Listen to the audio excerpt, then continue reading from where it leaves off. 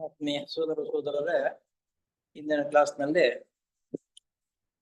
ನಮ್ಮ ಜೀವನವು ಪುಣ್ಯ ಪಾಪಗಳಿಂದ ಕೂಡಿರ್ತಕ್ಕಂಥದ್ದು. ಆ ಪುಣ್ಯ ಪಾಪಗಳಿಗೆ ತಕ್ಕಂತೆ ಈಗ ಜನ್ಮ ಬಂದಿರುತ್ತೆ ಅಂತ ಅನ್ನೋದನ್ನ ತಿಳ್ಕೊಂತ ಬಂದ್ವು. ಅದರಲ್ಲಿ ಇನ್ನೊಂದೇನಪ್ಪಾ ಅಂದ್ರೆ, ಹನಿ ಬೇಸೆಂಟು ಒಂದು ವಿಷಯ ಹೇಳ್ತಾರೆ. ಪ್ರತಿಯೊಬ್ಬ ಮನುಷ್ಯನು ಪ್ಯೂರಿಫೈ ಒಳ್ಳೆಯವನ ಆಗಬೇಕು ಅಂತಂದ್ರೆ ಕಷ್ಟಗಳ ಮಧ್ಯೆ ಇದ್ದು ಬರ್ಬೇಕು. ಯಾವಾಗಲೂ ಸುಖದಲ್ಲಿ ಇರುವುದಕ್ಕಿಂತ ಕಷ್ಟವು ನಮಗೆ ಒಳ್ಳೆ ಪಾಠವನ್ನ ಕಲಿಸಿಕೊಡುತ್ತದೆ.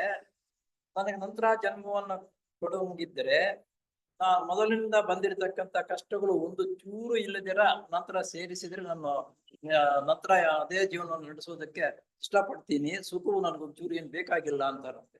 ಅವರು ತಿಳುವಳಿಕೆ ಇರ್ತಕ್ಕಂಥವ್ರು. ಯಾಕಪ್ಪ ಅಂದ್ರೆ ಕಷ್ಟದಿಂದ ಮನುಷ್ಯನು ಉತ್ತಮ ಗುಣಗಳನ್ನ ಬೆಳೆಸ್ಕೋಬಹುದು, ಸುಖದಿಂದ ಬೆಳೆಸ್ಕೊಳ್ಳೋಕೆ ಆಗಲ್ಲ ಅಂತ ಅನ್ನೋದು ಅವರಿಗೆ ಚೆನ್ನಾಗಿ ಗೊತ್ತಿರತಕ್ಕಂಥವ್ರು. ಹಾಗೆ ಇಲ್ಲಿ ಏನ್ ಹೇಳ್ತಾರಂದ್ರೆ, ಜನರು ತಮ್ಮ ಹಿಂದಿನ ಪಾಪ ಪುಣ್ಯಗಳಿಗೆ ಅನುಗುಣವಾಗಿ ಕಷ್ಟವನ್ನು ಸುಖವನ್ನು ಅನುಭವಿಸುತ್ತಾನೆ. ಹಿಂದೆ ಈಗ ನಮ್ಮ ಈ ಜನ್ಮ ಬರಬೇಕಾದ್ರೆ ನಮ್ಗೆ ಸ್ನೇಹಿತರು, ಮನೆ ಸಂಬಂಧಿಕರು, ಅಕ್ಕಪಕ್ಕದವರು ಹಿಂದಿನ ಜನ್ಮದಲ್ಲಿ ನಾವು ಏನೇನು ಮಾಡಿದ್ದೀವೋ ಅದಕ್ಕೆ ತಕ್ಕಂತೆ ನಮ್ಮ ಸ್ನೇಹಿತರು, ಅಕ್ಕಪಕ್ಕದವರು, ನಮ್ಮ ವ್ಯವಹಾರವು ಯಾವ ರೀತಿ ಇರುತ್ತೆ. ಕಷ್ಟದಲ್ಲಿ ಇದೆಯಾ ಸುಖದಲ್ಲಿ ಇದೆಯಾ ಅಂತಂದ್ರೆ ನಮ್ಮ ಹಿಂದಿನ ಜನ್ಮದ ಸುಕೃತವೇ ನಮಗೆ ಆ ಕಷ್ಟವೂ ಸುಖವೂ ಸಿಕ್ಕಿರುವುದು. ಅದರ ಮೇಲೆ ಈಗ ನಾವು ಜೀವನವನ್ನು ನಡೆಸ್ತಾ ಇದ್ದೀವಿ. ಇದನ್ನು ತಿಳ್ಕೊಂಡಿದ್ದಾದ ಮೇಲೆ ಮುಂದಿನ ಜನ್ಮದಲ್ಲಿ ಎಂತಾದ್ರು ಬೇಕು ಅಂತ ಅನ್ನೋದು ಬುನಾದಿ ಇವಾಗ ನಾವು ಹಾಕೋಬೇಕು ಅನ್ನೋದು ಇಲ್ಲಿ ಮುಖ್ಯವಾಗಿರ್ತಕ್ಕಂಥ ವಿಷಯ. ಕರ್ಮ ಕಟ್ಟಳೆಯು ಕರಾರುವಕ್ಕಾಗಿ ಕೆಲಸ ಮಾಡುತ್ತದೆ. ಯಾರಿಗೋ ಲವಲೇಶವಾದರೂ ಅನ್ಯಾಯವಾಗದಂತೆ ಕೆಲಸ ಮಾಡುತ್ತದೆ. ಕರ್ಮ ಕಟ್ಟಳೆ ಬಹಳ ಶುಭ್ರವಾಗಿ ಬಹಳ ವ್ಯವಸ್ಥೆ ರೀತಿಯಲ್ಲಿ ಯಾರಿಗೂ ಒಂಚೂರು ಅನ್ಯಾಯವಾಗಲ್ಲ, ಒಳ್ಳೆಯದನ್ನು ಮಾಡಲ್ಲ. ಅದೇನಿದ್ದರೆ ಆ ರೀತಿ ನಡೆಯುತ್ತದೆ. ಯಾವ ಫಲವೂ ಆಕಸ್ಮಿಕವಲ್ಲ. ಪ್ರತಿಯೊಂದು ಕರ್ಮಕ್ಕೂ ಉಚಿತವಾದ ಕಾರಣ ಇದ್ದೇ ಇರಬೇಕು. ಕರ್ಮ ಬಂತು, ಅದಕ್ಕೆ ಪ್ರತಿಫಲವಾಗಿ ಯಾವುದೂ ಇಲ್ಲ. ನಾವು ಮಾಡಿರ್ತಕ್ಕಂಥ ಕರ್ಮಕ್ಕೆ ತಕ್ಕಂತೆ ಆ ಪ್ರತಿಫಲ ಸಿಗುತ್ತೆ ಅಂತ ಅನ್ನೋದು. ಸೋದರ ಕೃಷ್ಣಮೂರ್ತಿಯವರಿಗೆ ಒಂದು ಜನ್ಮದಲ್ಲಿ ನಾವು ಯಾವ ಕೂನಿಯನ್ನು ಮಾಡದೇ ಇದ್ದಾಗ್ಯೂ ಗಲ್ಲಿಗೆ ಹಾಕಲ್ಪಡುವ ದುಷ್ಕರ್ಮವು ಲಭ್ಯವಾಗುತ್ತಂತೆ ಅಂತ ಅವರಿಗೆ. ಆಗ ಅವರ ಗುರುಗಳು ಅವರನ್ನು ಸಂಧಿಸಿ, ಅಯ್ಯ ವ್ಯಥೆ ಪಡಬೇಡ, ನೀನು ಈ ಜನ್ಮದಲ್ಲಿ ನಿರಪರಾಧಿಯಾಗಿದ್ದಾಗ್ಯೂ ಹಿಂದೆ ಒಂದು ಕೊಲೆ ಮಾಡಿ ತಪ್ಪಿಸಿಕೊಂಡಿದ್ದೆ. ಜಯ ಕೃಷ್ಣಮೂರ್ತಿಯವರು ಅಂತಂದ್ರೆ ಎಂತ ಪರಿಣಿತರು, ಎಂತ ಮೇಧಾವಿಗಳು. ಆದ್ರೆ ವ್ಯಥೆ ಪಡ್ತಾ ಇರುವಾಗ ಆ ಜನ್ಮದಲ್ಲಿ ಆ ತಪ್ಪು ಕೆಲಸ ಮಾಡದೆ ಹೋದ್ರೂ ಗಲ್ಲು ಶಿಕ್ಷೆ ಆಗುತ್ತೆ. ಗಲ್ಲು ಶಿಕ್ಷೆ ಆಯ್ತು ಅಂತಂದ್ರೆ ವ್ಯಥೆ ಆಗಲ್ವಾ, ನನಗೇನೋ ಈ ರೀತಿ ಆಯ್ತು ಅಂತ. ಆಗ ಗುರುಗಳು ಸಮಾಧಾನ ಪಡಿಸ್ತಾರೆ. ನೀನು ಹಿಂದಿನ ಜನ್ಮದಲ್ಲಿ ಮಾಡಿರತಕ್ಕಂಥ ತಪ್ಪಿಸಿಕೊಂಡೆ, ಅವಾಗ ಚೆನ್ನಾಗಿ ಇತ್ತು, ರೆಕಮೆಂಡ್ ಚೆನ್ನಾಗಿ ತಪ್ಪಿಸ್ಕೊಂಡ ಜೈಲು ಶಿಕ್ಷೆ. ನಂತರ ಈ ಜನ್ಮದಲ್ಲಿ ಅದನ್ನು ನೀನು ಮಾಡದೇ ಇದ್ರೂ ಸಮೇತ ಜೈಲು ಶಿಕ್ಷೆ ಅದು ಶಿಕ್ಷೆ ಆಯ್ತು. ಅಂದ್ರೆ ಗುರುಗಳೇ ಬಂದು ಹೇಳ್ಬೇಕು ಅಂತಂದ್ರೆ ಅವ್ರು ಅಲ್ಲಿ ಆ ಮೇಲ್ಮಟ್ಟಕ್ಕೆ ಬಂದಿರಬೇಕು. ಮೇಲ್ಮಟ್ಟಕ್ಕೆ ಬಂದಾಗ ಅದಾದಾಗ ಗುರುಗಳು ಸಮಾಧಾನ ಮಾಡಿದ್ರು. ಅಲ್ಲಿಗೆ ಏನ್ ಅನ್ಸುತ್ತಂದ್ರೆ, ನಾವು ಮಾಡಿರ್ತಕ್ಕಂಥ ಕರ್ಮವು ಯಾವಾಗ್ಲಾದ್ರೂ ನಾವು ತೀರಿಸಲೇಬೇಕು, ತೀರುವ ತನಕ ಮುಂದಕ್ಕೆ ಹೋಗಕ್ಕೆ ಸಾಧ್ಯವಿಲ್ಲ. ತಪ್ಪಿಸ್ಕೊಳಕ್ ಇಲ್ಲೇ ಅವ್ರದ್ದು ಬಂದಿದ್ದು ಅಲ್ಲಲ್ಲ, ಇಲ್ಲೇ ಬಂದಿದ್ದು ಆ ಹಿಂದಿನ ಜನ್ಮದಲ್ಲಿ ತಪ್ಪಿಸ್ಕೊಂಡಾಗ ಈ ಜನ್ಮದಲ್ಲಿ ಸಿಕ್ಬಿಡ್ತು. ನೋಡ್ರ, ಇದನ್ನ ತಿಳ್ಕೊಂಡ್ರೆ ನಾವು ಕಷ್ಟ ಬಂದ್ರೆ ಯಾಕೆ ಅನ್ನೋದನ್ನು ಯೋಚನೆ ಮಾಡ್ಬೇಕು. ಮಾಡಿರತಕ್ಕಂಥ ಅನ್ಯಾಯವನ್ನು ಒಪ್ಪಿಕೊಂಡು ಅದರಂತೆ ಸಿದ್ಧತೆ ಆಗೋದು ಉತ್ತಮ. ಈಗ ಅದರ ಫಲವನ್ನು ಅನುಭವಿಸುತ್ತಿದ್ದೀಯೇ ಎಂದು ಹೇಳಿ ಕರ್ಮ ಕಟ್ಟಳೆಯಲ್ಲಿ ಸಡಿಲವಾಗಿ ಇದ್ದ ಅವರ ನಂಬಿಕೆಯನ್ನು ದೃಢಪಡಿಸಿದರೆಂದು ಯೋಗಿ ಲೆಟ್ ಪೀಟರು ಬರೆಯುತ್ತಾರೆ. ಕರ್ಮ ಕಟ್ಟಳೆಯ ಸಡಿಲವಾಗಿ ಇರತಕ್ಕಂಥದ್ದು ಹಾಗೆ ಏನು ಅಂತಕ್ಕಂಥದ್ದನ್ನು ದೃಢವಾಗಿದೆ ಅಂತ ಅನ್ನೋದು ಯೋಗಿ ಲೆಟ್ ಪೀಟರು ದಿವ್ಯ ದೃಷ್ಟಿಯಿಂದ ನೋಡಿ ಇದನ್ನು ಇಲ್ಲಿ ಬರೆದಿದ್ರು. ಅಲ್ಲದೆ ಪರೋಪಕಾರ ಪುಣ್ಯಾಯ ಪಾಪಾಯ ಪರಪೀಡನಂ ಅನೇಕ ಧರ್ಮ ಗ್ರಂಥಗಳಲ್ಲಿ ಹೇಳಿರುವ ಧರ್ಮಸಾರವನ್ನು ನಾನು ಒಂದು ಅರ್ಧ ಶ್ಲೋಕದಲ್ಲಿ ಹೇಳುತ್ತೇನೆ ಎಂದು ವ್ಯಾಸರ ಉಕ್ತಿ ಇದೆ. ವ್ಯಾಸರ ಉಕ್ತಿ ಅರ್ಧ ಸೆಂಟೆನ್ಸ್ ಅಲ್ಲಿ ನಾನು ಹೇಳ್ಬಿಡ್ತೀನಿ ಅಂತ ಹೇಳಿದ್ರದು. ವ್ಯಾಸರ ಉಕ್ತಿ ಇದೆ. ಕಾಯ ವಾಚ ಮನಸ ಇತರರಿಗೆ ನಾವು ಮಾಡುವ ಕೆಟ್ಟದ್ದೆಲ್ಲವೂ ದುಃಖ ರೂಪವಾಗಿ ನಮಗೆ ವಾಪಸ್ಸು ಬರುತ್ತದೆ. ಬೇರೆಯವ್ರಿಗೆ ನಾವು ಕಷ್ಟ ಕೊಟ್ಟಿದ್ದರೆ, ಅವರ ಮನಸ್ಸು ನೋಯಿಸಿದ್ದರೆ ನಮಗೆ ದುಃಖದ ರೂಪದಲ್ಲಿ ಅದು ವಾಪಸ್ ಬರುತ್ತೆ. ನಮ್ಗೆ ದುಃಖ ಬಂತು ಅಂತಂದ್ರೆ ನಾನು ತಕ್ಷಣ ಯೋಚನೆ ಮಾಡ್ಬೇಕು, ನಾನು ಬೇರೆ ಯಾರಿಗೋ ಕಷ್ಟವನ್ನು ಕೊಟ್ಟಿದ್ದೀನಿ, ಆ ಕಷ್ಟದ ಪ್ರತಿಫಲ ನನಗೆ ದುಃಖವು ಬಂದಿದೆ. ದುಃಖ ಬರುವುದಂದ್ರೆ ನಮ್ಮ ಮನೆಯಲ್ಲಿ ವ್ಯವಹಾರದಲ್ಲಿ ನಮ್ಗೆ ಆಗಬೇಕು ಅಂತ ಕೊಡುದು ಆಗದೆ ಇರುವಾಗ ದುಃಖ ಬರುತ್ತೆ. ವಾಪಸ್ ಆಗುತ್ತದೆ. ತ್ರಿಕರಣ ಮೂಲಕ ಮಾಡಬಹುದಾದ ಒಳ್ಳೆಯದೆಲ್ಲವೂ ಸುಖರೂಪವಾಗಿ ನಮಗೆ ವಾಪಸ್ಸು ಬರುತ್ತದೆ. ಕಾಯ ವಾಚ ಮನಸ್ಸು ಅಂದ್ರೆ ಅದೇ ತ್ರಿಕರಣ. ಹೀಗೆ ನಮ್ಮ ದುಷ್ಟ ಕರ್ಮವೇ ನಮಗೆ ದುಃಖ ರೂಪವಾಗಿಯೂ, ನಮ್ಮ ಒಳ್ಳೆಯ ಕರ್ಮವೇ ನಮಗೆ ಸುಖ ರೂಪವಾಗಿಯೂ ಹಿಂತಿರುಗುತ್ತದೆ. ಕೆಟ್ಟ ಕೆಲಸಗಳು ಮಾಡ್ತಾ ಇದ್ರೆ ದುಃಖ, ಒಳ್ಳೆಯ ಕೆಲಸಗಳು ಮಾಡಿದರೆ ಸಂತೋಷ. ಜೀವನದಲ್ಲಿ ಕಷ್ಟ ಸುಖ ಸಂತೋಷ ಅಂತಕ್ಕಂಥದ್ದು ಯಾಕೆ ಬರುತ್ತೆ ಅಂತ ಅನ್ನೋದು ಇದರಿಂದ ನಮಗೆ ರುಜುವಾಯ್ತಾ ಇತ್ತು. ಅಲ್ಲದೆ ನಮ್ಮ ಕರ್ಮಗಳಿಗೆಲ್ಲ ತಕ್ಕ ಫಲವನ್ನು ಮೇಲಿನ ಲೋಕಗಳಲ್ಲಿ ಅನುಭವಿಸುತ್ತೇವೆ ಎಂಬ ಕೆಲವು ಮತಾನುಯಾಯಿಗಳ ಅಭಿಪ್ರಾಯವು ನಿರಾಧಾರವಾದದ್ದು. ಇಲ್ಲೊಂದು ಪಾಯಿಂಟ್, ನಾವಿಲ್ಲಿ ಮಾಡಿದ್ದು ಬೇರೆ ಲೋಕಗಳಲ್ಲಿ ಅನುಭವಿಸ್ತೀವಿ ಅಂತ ಹೇಳ್ತಾ ಇದ್ದಾರಲ್ಲಪ್ಪ, ಅದು ನಿರಾಧಾರ ಅಂತಂದ್ರೆ ಅದಕ್ಕೆ ಆಧಾರ ಇಲ್ಲ ಅಂತ ಹೇಳ್ತಾರೆ. ಇಲ್ಲಿ ಮಾಡಿದ್ದು ಇಲ್ಲೇ ಅನುಭವಿಸ್ಬೇಕಾಗಿ ಬರುತ್ತೆ ಹೊರತು ಮೇಲಿನ ಲೋಕಗಳಲ್ಲಿ ಅಲ್ಲ ಅನ್ನೋದು ಅದಕ್ಕೆ ಆಧಾರ ಸಿಗ್ತಾ ಇಲ್ಲ ಅನ್ನೋ ಮಾತು ಹೇಳ್ತಾರೆ. ಅಲ್ಲದೆ ಕ್ರೈಸ್ತ ಮತದಲ್ಲಿ ಅನೇಕರು ನಂಬುವಂತೆ ನಮ್ಮ ರಸ್ವ ಸ್ಥೂಲ ಜೀವನದಲ್ಲಿ ನಾವು ಮಾಡತಕ್ಕ ಒಳ್ಳೆ ಮತ್ತು ಕೆಟ್ಟ ಕರ್ಮಗಳಿಗೆ ನಿತ್ಯ ಸ್ವರ್ಗ ನಿತ್ಯ ನರಕ ಜೀವನಗಳು ಪ್ರಾಪ್ತವಾಗುತ್ತವೆ ಎಂಬ ಅಭಿಪ್ರಾಯಕ್ಕೆ ಸತ್ಯದ ಆಧಾರವಿಲ್ಲ. ಕ್ರಿಶ್ಚಿಯನ್ರ ಕೆಲವರು ಹೇಳ್ತಾ ಇರ್ತಕ್ಕಂಥದಕ್ಕೆ ಅದಕ್ಕೆ ಆಧಾರವಿಲ್ಲ.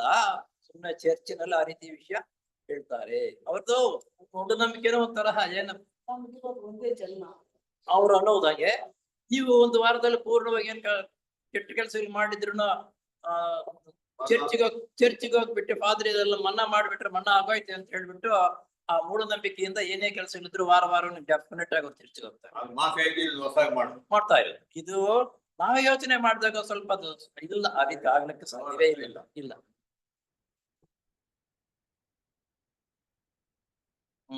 ತ್ರಿಗುಣಗಳು ಬದಲಾವಣೆಗಳ ಪ್ರಯುಕ್ತ ಉಂಟಾಗುವ ಪಾಪ, ತೀವ್ರ ಕಳವರ, ದುಃಖ, ಸಂಸ್ಕಾರ, ಸಾಕುವಿಕೆ. ದುಃಖೈ ಅಂದ್ರೆ ದುಃಖಗಳು, ಗುಣತ್ರಿಗಳು ಅಂದ್ರೆ 3 ಗುಣತ್ರಿಗಳು. ವೃತ್ತಿ ಪರಿಣಾಮ ಮನಸ್ಸಿನ ಮೇಲೆ ಆಗುವಂತಹದ್ದು ವಿರೋಧಾತ್ಮಕವಾಗಿರ್ತಕ್ಕಂಥದ್ದು. ಫಲವಾಗಿ ಉಂಟಾಗುವ ದುಃಖವು ನೀವೇ ವಿವೇಕಿಗಳಾದವರಿಗೆ ಬದಲಾವಣೆ, ಕಳವಳ, ಪ್ರವೃತ್ತಿಗಳು ಮತ್ತು ತ್ರಿಗುಣಗಳ ವಿರಸತೆಯಿಂದ ಉಂಟಾಗುವುದಿಲ್ಲ. ದುಃಖವು ದುಃಖವೇ ಸರಿ ಅಂತಕ್ಕಂಥದ್ದು. ಇದನ್ನ ಇಲ್ಲಿ ಕಠಿಣವಾಗಿರ್ತಕ್ಕಂಥದ್ದು. ಈ ಪದಗಳ ಜೋಡಣೆ ಒಂದಕ್ಕೊಂದು ಲಿಂಕ್ ಇದ್ರೆ ಓದೋದಕ್ಕೂ ತಿಳ್ಕೊಳ್ಳೋದಕ್ಕೆ ಸುಲಭವಾಗುತ್ತೆ. ಇದು ಒಂದಕ್ಕೊಂದು ಲಿಂಕ್ ಇಲ್ಲ, ಒಂದೊಂದು ಬೇರೆ ರೀತಿ ಬರುತ್ತೆ. ಅದರಿಂದ ಸ್ವಲ್ಪ ಕಳವಳ, ಪ್ರವೃತ್ತಿಗಳು ಮತ್ತು ತ್ರಿಗುಣಗಳ ವಿರಸತೆಯಿಂದ ಉಂಟಾಗುವುದೆಲ್ಲ ದುಃಖವೇ ಸರಿ. ತ್ರಿಗುಣಗಳಿಂದ ಬಂದಿರತಕ್ಕಂಥ ಕಳವಳದಿಂದ ದುಃಖವಾಗತಕ್ಕಂಥದ್ದು ಬರುತ್ತೆ ಅನ್ನೋದು ಸರಿ ಅಂತಾರೆ. ಇಲ್ಲಿ ಅದಕ್ಕೆ ಉತ್ತರ ಬರುತ್ತೆ. ಧಾರ್ಮಿಕ ಜೀವನವನ್ನು ನಡೆಸುವುದರ ಮೂಲಕ ಸುಖವು ಲಭ್ಯವಾಗುವ ಆಗಿದ್ದ ಪಕ್ಷದಲ್ಲಿ ನಾವು ಕೆಟ್ಟದ್ದನ್ನು ಪೂರ್ತ ತ್ಯಜಿಸಿ ತ್ರಿಕರಣ ಪೂರ್ವಕವಾಗಿ ಒಳ್ಳೆಯದನ್ನೇ ಮಾಡುತ್ತಾ ಬಂದ್ರೆ ಯಾವಾಗಲೂ ಸುಖವೇ ಇರುತ್ತಲ್ಲ. ಆದುದರಿಂದ ಕಟ್ಟುನಿಟ್ಟಾದ ಧಾರ್ಮಿಕ ಜೀವನವನ್ನೇ ಅನುಸರಿಸುವುದರ ಮೂಲಕ ಯಾವಾಗಲೂ ಏಕೆ ಸುಖವಾಗಬಾರದು? ಕಟ್ಟುನಿಟ್ಟಾದ ಧಾರ್ಮಿಕ ಜೀವನ ಅಂತಂದ್ರೆ ಆಧ್ಯಾತ್ಮಿಕ ಜೀವನ ನಮ್ಗೆ ಗೊತ್ತಾದಂಗೆ ರೀತಿಯಲ್ಲಿ ಈ ರೀತಿ ಇದ್ದರೆ ಅದು ಯಾಕೆ ಸುಖವಾದ ಜೀವನ ಯಾವಾಗಲೂ ನಡೆಸಬಹುದಲ್ಲ ಅಂತಕ್ಕಂಥದ್ದು ಪ್ರಶ್ನೆ ಇಡ್ತಾರೆ. ಯಾವಾಗಲೂ ಏಕೆ ಸುಖವಾಗಿರಬಾರದು ಎಂಬುದಾಗಿ ಯಾವ ತೊಂದರೆಯೂ ಹೆಚ್ಚಾಗಿ ಇಲ್ಲದೆ ಸುಖವಾದ ಪರಿಸ್ಥಿತಿಯಲ್ಲಿ ಇರುವವರು ಕೇಳಬಹುದು. ಅಂತಹ ದೃಷ್ಟಿಯಲ್ಲಿ ಕ್ಲೇಶಗಳಿಗೆ ಸಂಬಂಧಪಟ್ಟ ಸಿದ್ಧಾಂತವು ಬರೀ ನಿರಾಶಾವಾದಂತೆ ಪರಿಣಮಿಸುತ್ತದೆ. ಇಲ್ಲಿ ನಾರ್ವೆ, ಸ್ವಿಟ್ಜರ್ಲೆಂಡ್ ಈ ದೇಶಗಳಿಗೆ ಹೋಗಿದ್ದ ನಮ್ಮ ಹಿಂದಿನ ಅಂತಾರಾಷ್ಟ್ರೀಯ ಅಧ್ಯಕ್ಷರಾದ ಶ್ರೀರಾಮ್ ಒಂದು ಸಂದರ್ಭದಲ್ಲಿ ಆ ಪ್ರದೇಶಗಳ ಪರಿಸ್ಥಿತಿಗಳನ್ನು ವರ್ಣಿಸುತ್ತಾರೆ. ನಾರ್ವೆ, ಸ್ವೀಡನ್ ಅಂತಕ್ಕಂಥ ದೇಶಗಳಿಗೆ ಇವರು ನಮ್ಮ ಶ್ರೀರಾಮ್ ಅವರು ಹೋಗಿರ್ತಾರಂತೆ. ಅಲ್ಲಿಗೆ ಆ ದೇಶದ ಪರಿಸ್ಥಿತಿ ಹೆಂಗಿರುತ್ತೆ ಅಂತಂದ್ರೆ ಏನೆಂದರೆ ಅಲ್ಲಿಯ ಜನರಲ್ಲಿ ಯಾರು ಬಡವರಿಲ್ಲ, ಆ ದೇಶಗಳಲ್ಲಿ ಯಾರು ಬಡವರಿಲ್ಲ. ಎಲ್ಲರಿಗೂ ಅನುಕೂಲವಾಗಿ ಬಾಳುವ ಪರಿಸ್ಥಿತಿಯನ್ನು ಸರ್ಕಾರದವರು ಏರ್ಪಡಿಸುತ್ತಾರೆ. ಸರ್ಕಾರ ಉತ್ತಮವಾಗಿ ನಡೆಸ್ತಾ ಇದ್ದಾಗ ಏರ್ಪಾಡು ಮಾಡಿದರೆ ಚೆನ್ನಾಗಿ ಇದ್ದಾರೆ. ಅನೇಕರು ಅಂತಹ ಪರಿಸ್ಥಿತಿಯಲ್ಲಿ ಆತ್ಮಹತ್ಯೆ ಮಾಡಿಕೊಳ್ಳುತ್ತಾರಂತೆ. ಎಲ್ಲವೂ ಸುಖವಾಗಿ ನೆಮ್ಮದಿಯಾಗಿ ಇದ್ದರೂ ಸಮೇತ ಆತ್ಮಹತ್ಯೆ ಮಾಡ್ಕೊಳ್ತಾರೆ. ಏನಪ್ಪಾ ಅಂತಂದ್ರೆ ಮಾಡಬೇಕಾಗಿದ್ದ ಎಲ್ಲಾ ಕೆಲಸಗಳು ಮಾಡಿದೆ, ಎಲ್ಲ ಆಗಿದೆ, ಇದ್ದು ಏನ್ ಪ್ರಯೋಜನ, ಯಾತಕ್ ಬೇಕು ಅನ್ನೋದು ಆತ್ಮಹತ್ಯೆ ಮಾಡ್ತಾರೆ. ಏಕೆಂದ್ರೆ ನಾವು ಸಾಧಿಸಬೇಕಾದ ಈ ಲೋಕ ಜೀವನಕ್ಕೆ ಸಂಬಂಧಪಟ್ಟಿದ್ದ ಎಲ್ಲವನ್ನೂ ಸಾಧಿಸಿದ್ದೇವೆ, ಇನ್ಯಾಕೆ ಬಾಳಬೇಕು? ಜೀವಿತವ ಒಂದು ಬೇಸರವಾದ ಹೊರೆ ಇದ್ದಂತೆ. ಎಲ್ಲಾ ಕೆಲಸಗಳಾಗಿದೆ, ಮಾಡ್ತಾ ಇದ್ದೀವಿ, ಜೀವಿತ ಅನ್ನೋದು ಬೇಸರ, ಇನ್ ಯಾತಕ್ಕಿರಬೇಕು ಸಾಯೋದು? ಇದು ಸರಿ ಅಲ್ಲ. ಈ ಸಿಂಹ ಇದೆ ನೋಡು, ಅದು ವಯಸ್ಸಾದ ಮೇಲೆ ಅದಕ್ಕೆ ಆಹಾರಕ್ಕೂ ಮತ್ತೊಂದಕ್ಕೂ ಸಿಗಲ್ಲಂತೆ, ಅದು ಆತ್ಮಹತ್ಯೆ ಮಾಡ್ತದೆ. ಎಲ್ಲವೂ ಅಷ್ಟೇ, ವಯಸ್ಸಾಯ್ತು ಇದಾದ್ಮೇಲೆ ಆತ್ಮಹತ್ಯೆ ಮಾಡ್ಕೊಡೋದು, ಒಳಗಡೆಗೆ ತಲೆಯನ್ನು ದೂರ್ತಿ ಹಂಗೆ ಪ್ರಾಣ ಬಿಟ್ಬಿಡುತ್ತೆ. ಆಹಾರ ಸಿಕ್ಕಲ್ಲ, ನೀರ್ ಸಿಕ್ಕಲ್ಲ, ಓಡಾಡಕ್ಕಾಗಲ್ಲ, ಆತ್ಮಹತ್ಯೆ ಮಾಡ್ಕೊಳ್ಳೋದು. ಬೇಸರವಾದ ಹೊರೆಯಂತಿದ್ದರೆ ಎಂಬುವುದೇ ಅವರ ಮನೋಭಾವನೆ. ಹಾಗೆಯೇ ಸರ್ವವೃತ್ತಿ ಪರಿಸ್ಥಿತಿಯಲ್ಲಿರುವ ಅಮೆರಿಕ ದೇಶದಲ್ಲೂ ಕೂಡ ಸಂಭವಿಸುವ ಆತ್ಮಹತ್ಯೆಗಳು ಅಧಿಕವೆಂದು ತಿಳಿದು ಬರುತ್ತದೆ. ಅಮೆರಿಕ ದೇಶ ಅಂದ್ರೆ ಭೋಗ ಭೂಮಿ, ಎಲ್ಲಾ ಭೋಗ ವಸ್ತುಗಳು ಸಿಗುವುದು ಅಲ್ಲೇನೆ, ಸುಖವಾಗಿರ್ತಕ್ಕಂಥ ಜೀವನ ನಡೆಸ್ತಕ್ಕಂಥದ್ದು. ಅಂತಹ ಭೋಗ ಭೂಮಿಯಲ್ಲಿ ಸಮೇತ ಆತ್ಮಹತ್ಯೆಗಳು, ಕೂನಿಗಳು ಆಸ್ತಿಯಲ್ಲಿ ಏನ್ ಹೇಳ್ತಾರೆ, ಅಹಂಕಾರ, ತುಂಬಾ ದುರಹಂಕಾರ ಬಂದ್ರೇನೆ ಹೆಚ್ಚುಕಡೆ ಮಾಡ್ಬೋದು. ಇದಕ್ಕೆ ಕಾರಣ ಇಹಲೋಕ ಜೀವಿತಕ್ಕೆ ಸಂಬಂಧಪಟ್ಟಿದ್ದೆಲ್ಲ ಎಂದರೆ ನಾವು ಯಾವುದು ಸುಖವೆಂದು ಭಾವಿಸುತ್ತೇವೆಯೋ ಅದೂ ಕೂಡ ದುಃಖವಾಗಿ ಪರಿಣಮಿಸತಕ್ಕದ್ದು ಅಷ್ಟೇ.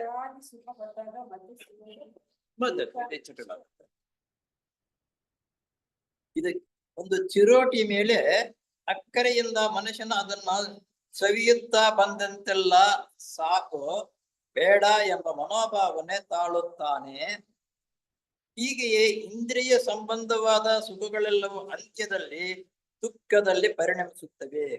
ನಮ್ಮ ಇಂದ್ರಿಯ ಸುಖಗಳೆಲ್ಲವೂ ವಯಸ್ಸಿದ್ದಾಗ ಎಲ್ಲವನ್ನು ಅನುಭವಿಸ್ತೀವಿ, ವಯಸ್ಸಾಗ್ತಾ ಆಗ್ತಾ ಆಗ್ತಾ ಇಂದ್ರಿಯ ಸುಖಗಳ ಮೇಲೆ ಜಿಗುಪ್ಸೆ ಬಂದೇ ಬರುತ್ತದೆ. ಆದ್ರಿಂದ ಇದು ಅನುಭವ ಆದ ಮೇಲೆ ಗೊತ್ತಾಗೋದು. ಯುವಕರಾಗಿರ್ತಕ್ಕಂಥವ್ರು ಹೇಳಿದ್ರೆ ಕೇಳಲ್ಲ.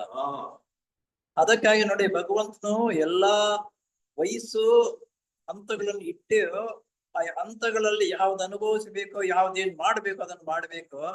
ಕೆಲವು ಅನುಭವಗಳನ್ನು ಪಡೆಯುವುದಕ್ಕಾಗಿ ಈ ದುಃಖ, ಬೇನೆ, ಇಂದ್ರಿಯ ಸುಖಗಳು ಎಲ್ಲ ಸಂಬಂಧವಾದ ಸುಖಗಳೆಲ್ಲವೂ ಅಂತ್ಯದಲ್ಲಿ ದುಃಖದಲ್ಲಿ ಪರಿಣಮಿಸುತ್ತವೆ. ಸೂತ್ರದ ನಿಜವಾದ ಅರ್ಥವೇನೆಂದರೆ, ಈ ಸೂತ್ರ ಇದೆಯಲ್ಲ, ಇದಕ್ಕೆ ನಿಜವಾದ ಅರ್ಥವೇನೆಂದರೆ ಎಲ್ಲಾ ವಿಧವಾದ ಲೌಕಿಕ ಸುಖಗಳು ಕೊನೆಯಲ್ಲಿ ದುಃಖದಲ್ಲಿ ಪರ್ಯವಸಾನಗೊಳ್ಳುತ್ತವೆ. ಎಲ್ಲಾ ಸುಖಗಳು ನೋಡಿ, ನಾವು ಮನುಷ್ಯನ ನಾವು ಅಂದ್ಕೊಳ್ತೀವಿ, ಮೊದಲು ಒಂದು ಟಿವಿ ಬೇಕಪ್ಪ ಅಂತ ಅನ್ಸುತ್ತೆ, ಏನು ಇಲ್ದೇ ಇರುವಾಗ. ಯಾವಾಗ ತರೋದು ಟಿವಿ ಹೊಸದಾಗಿ ತಂದಾಗ ಏನು ಆಸೆ ಆಕಾಂಕ್ಷೆನೋ ಅದ್ರ ಇಟ್ಕೊಂಡು ಧೂಳು ಬಿದ್ರೆ ಒರೆಸ್ತಾ ಇದ್ಕೊಂಡು ನೋಡ್ತಾನೆ ಇರ್ತೀವಿ. ಕೆಲವು ದಿವಸ ಒಂದು 6 ತಿಂಗಳು ಆಯ್ತು ಅಂದ್ರೆ ಇಲ್ಲ, ಆಮೇಲೆ ಜಿಗುಪ್ಸೆ, ಅದೇನ್ ಬೇಡ ಬಿಡಪ್ಪ ಅಂತ ಅನ್ಸುತ್ತೆ. ಕಾರ್ ತರ್ತೀವಿ, ಕಾರ್ ತಂದ್ಬಿಟ್ಟು ಹೊಸದು ಎಷ್ಟು ಸೊಗಸಾಗಿ ನೋಡ್ಕೊಳ್ತೀವಿ ಅಂದ್ರೆ ಸೊಗಸಾಗಿ ನೋಡ್ಕೊಳ್ತೀವಿ. ಒಂದು ಗೆರೆ ಬಿದ್ರೆ ಸಾಕು ಅದನ್ನ ಅಯ್ಯೋ ಹೋಯ್ತಲ್ಲಪ್ಪ ಸಂಕಟ ಬರುತ್ತೆ.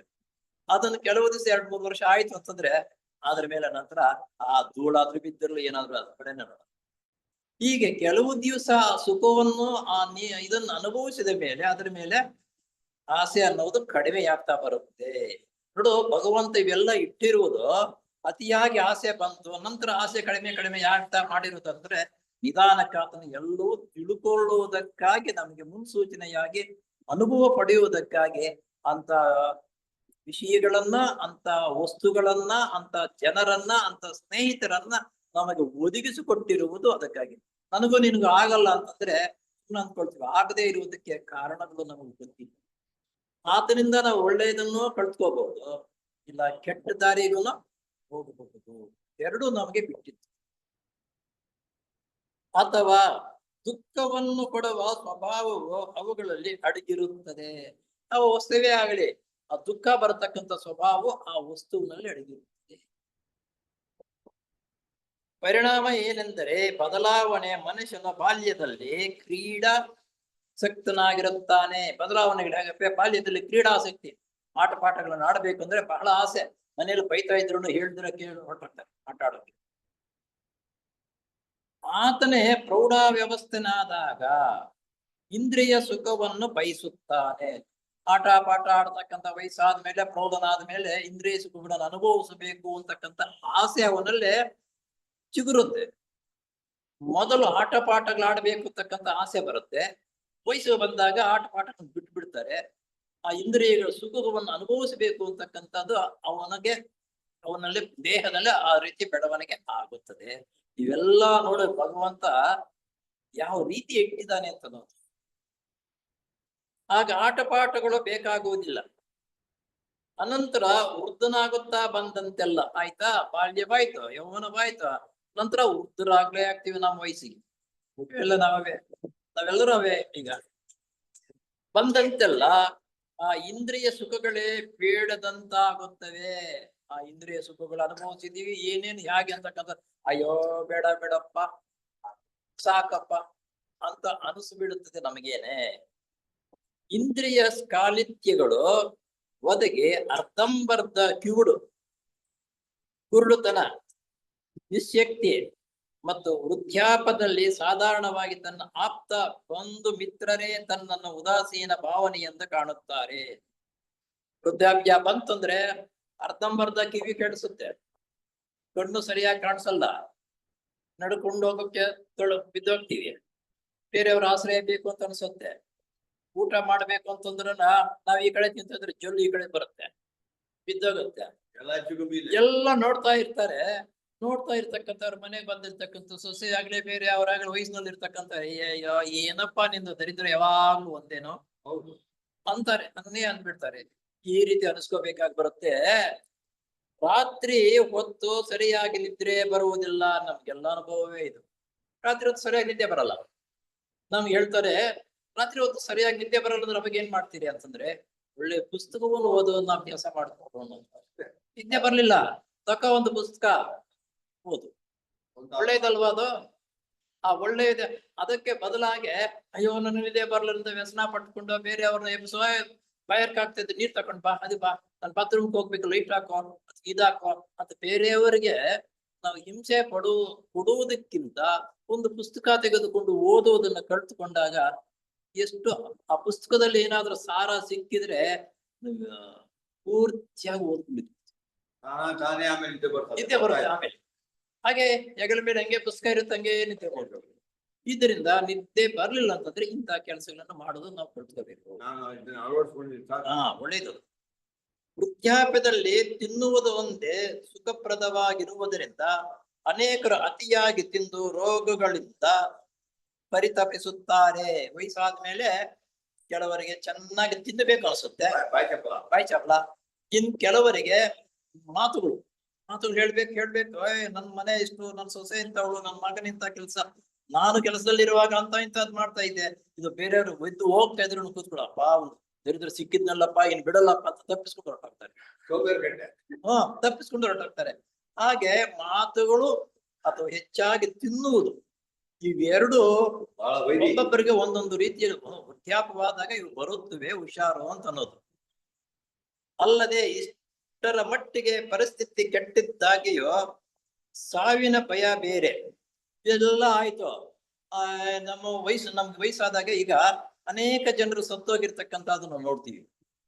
ದಿನ ಬೆಳಕಾಯ್ತು ಅಂದ್ರೆ ಅಲ್ಲ ನಿಮ್ಮವ್ರು ಅವ್ರು ಸತ್ತೋದ್ರು, ನಿಮ್ ಫ್ರೆಂಡ್ಸ್ ಸತ್ತೋದ್ರು.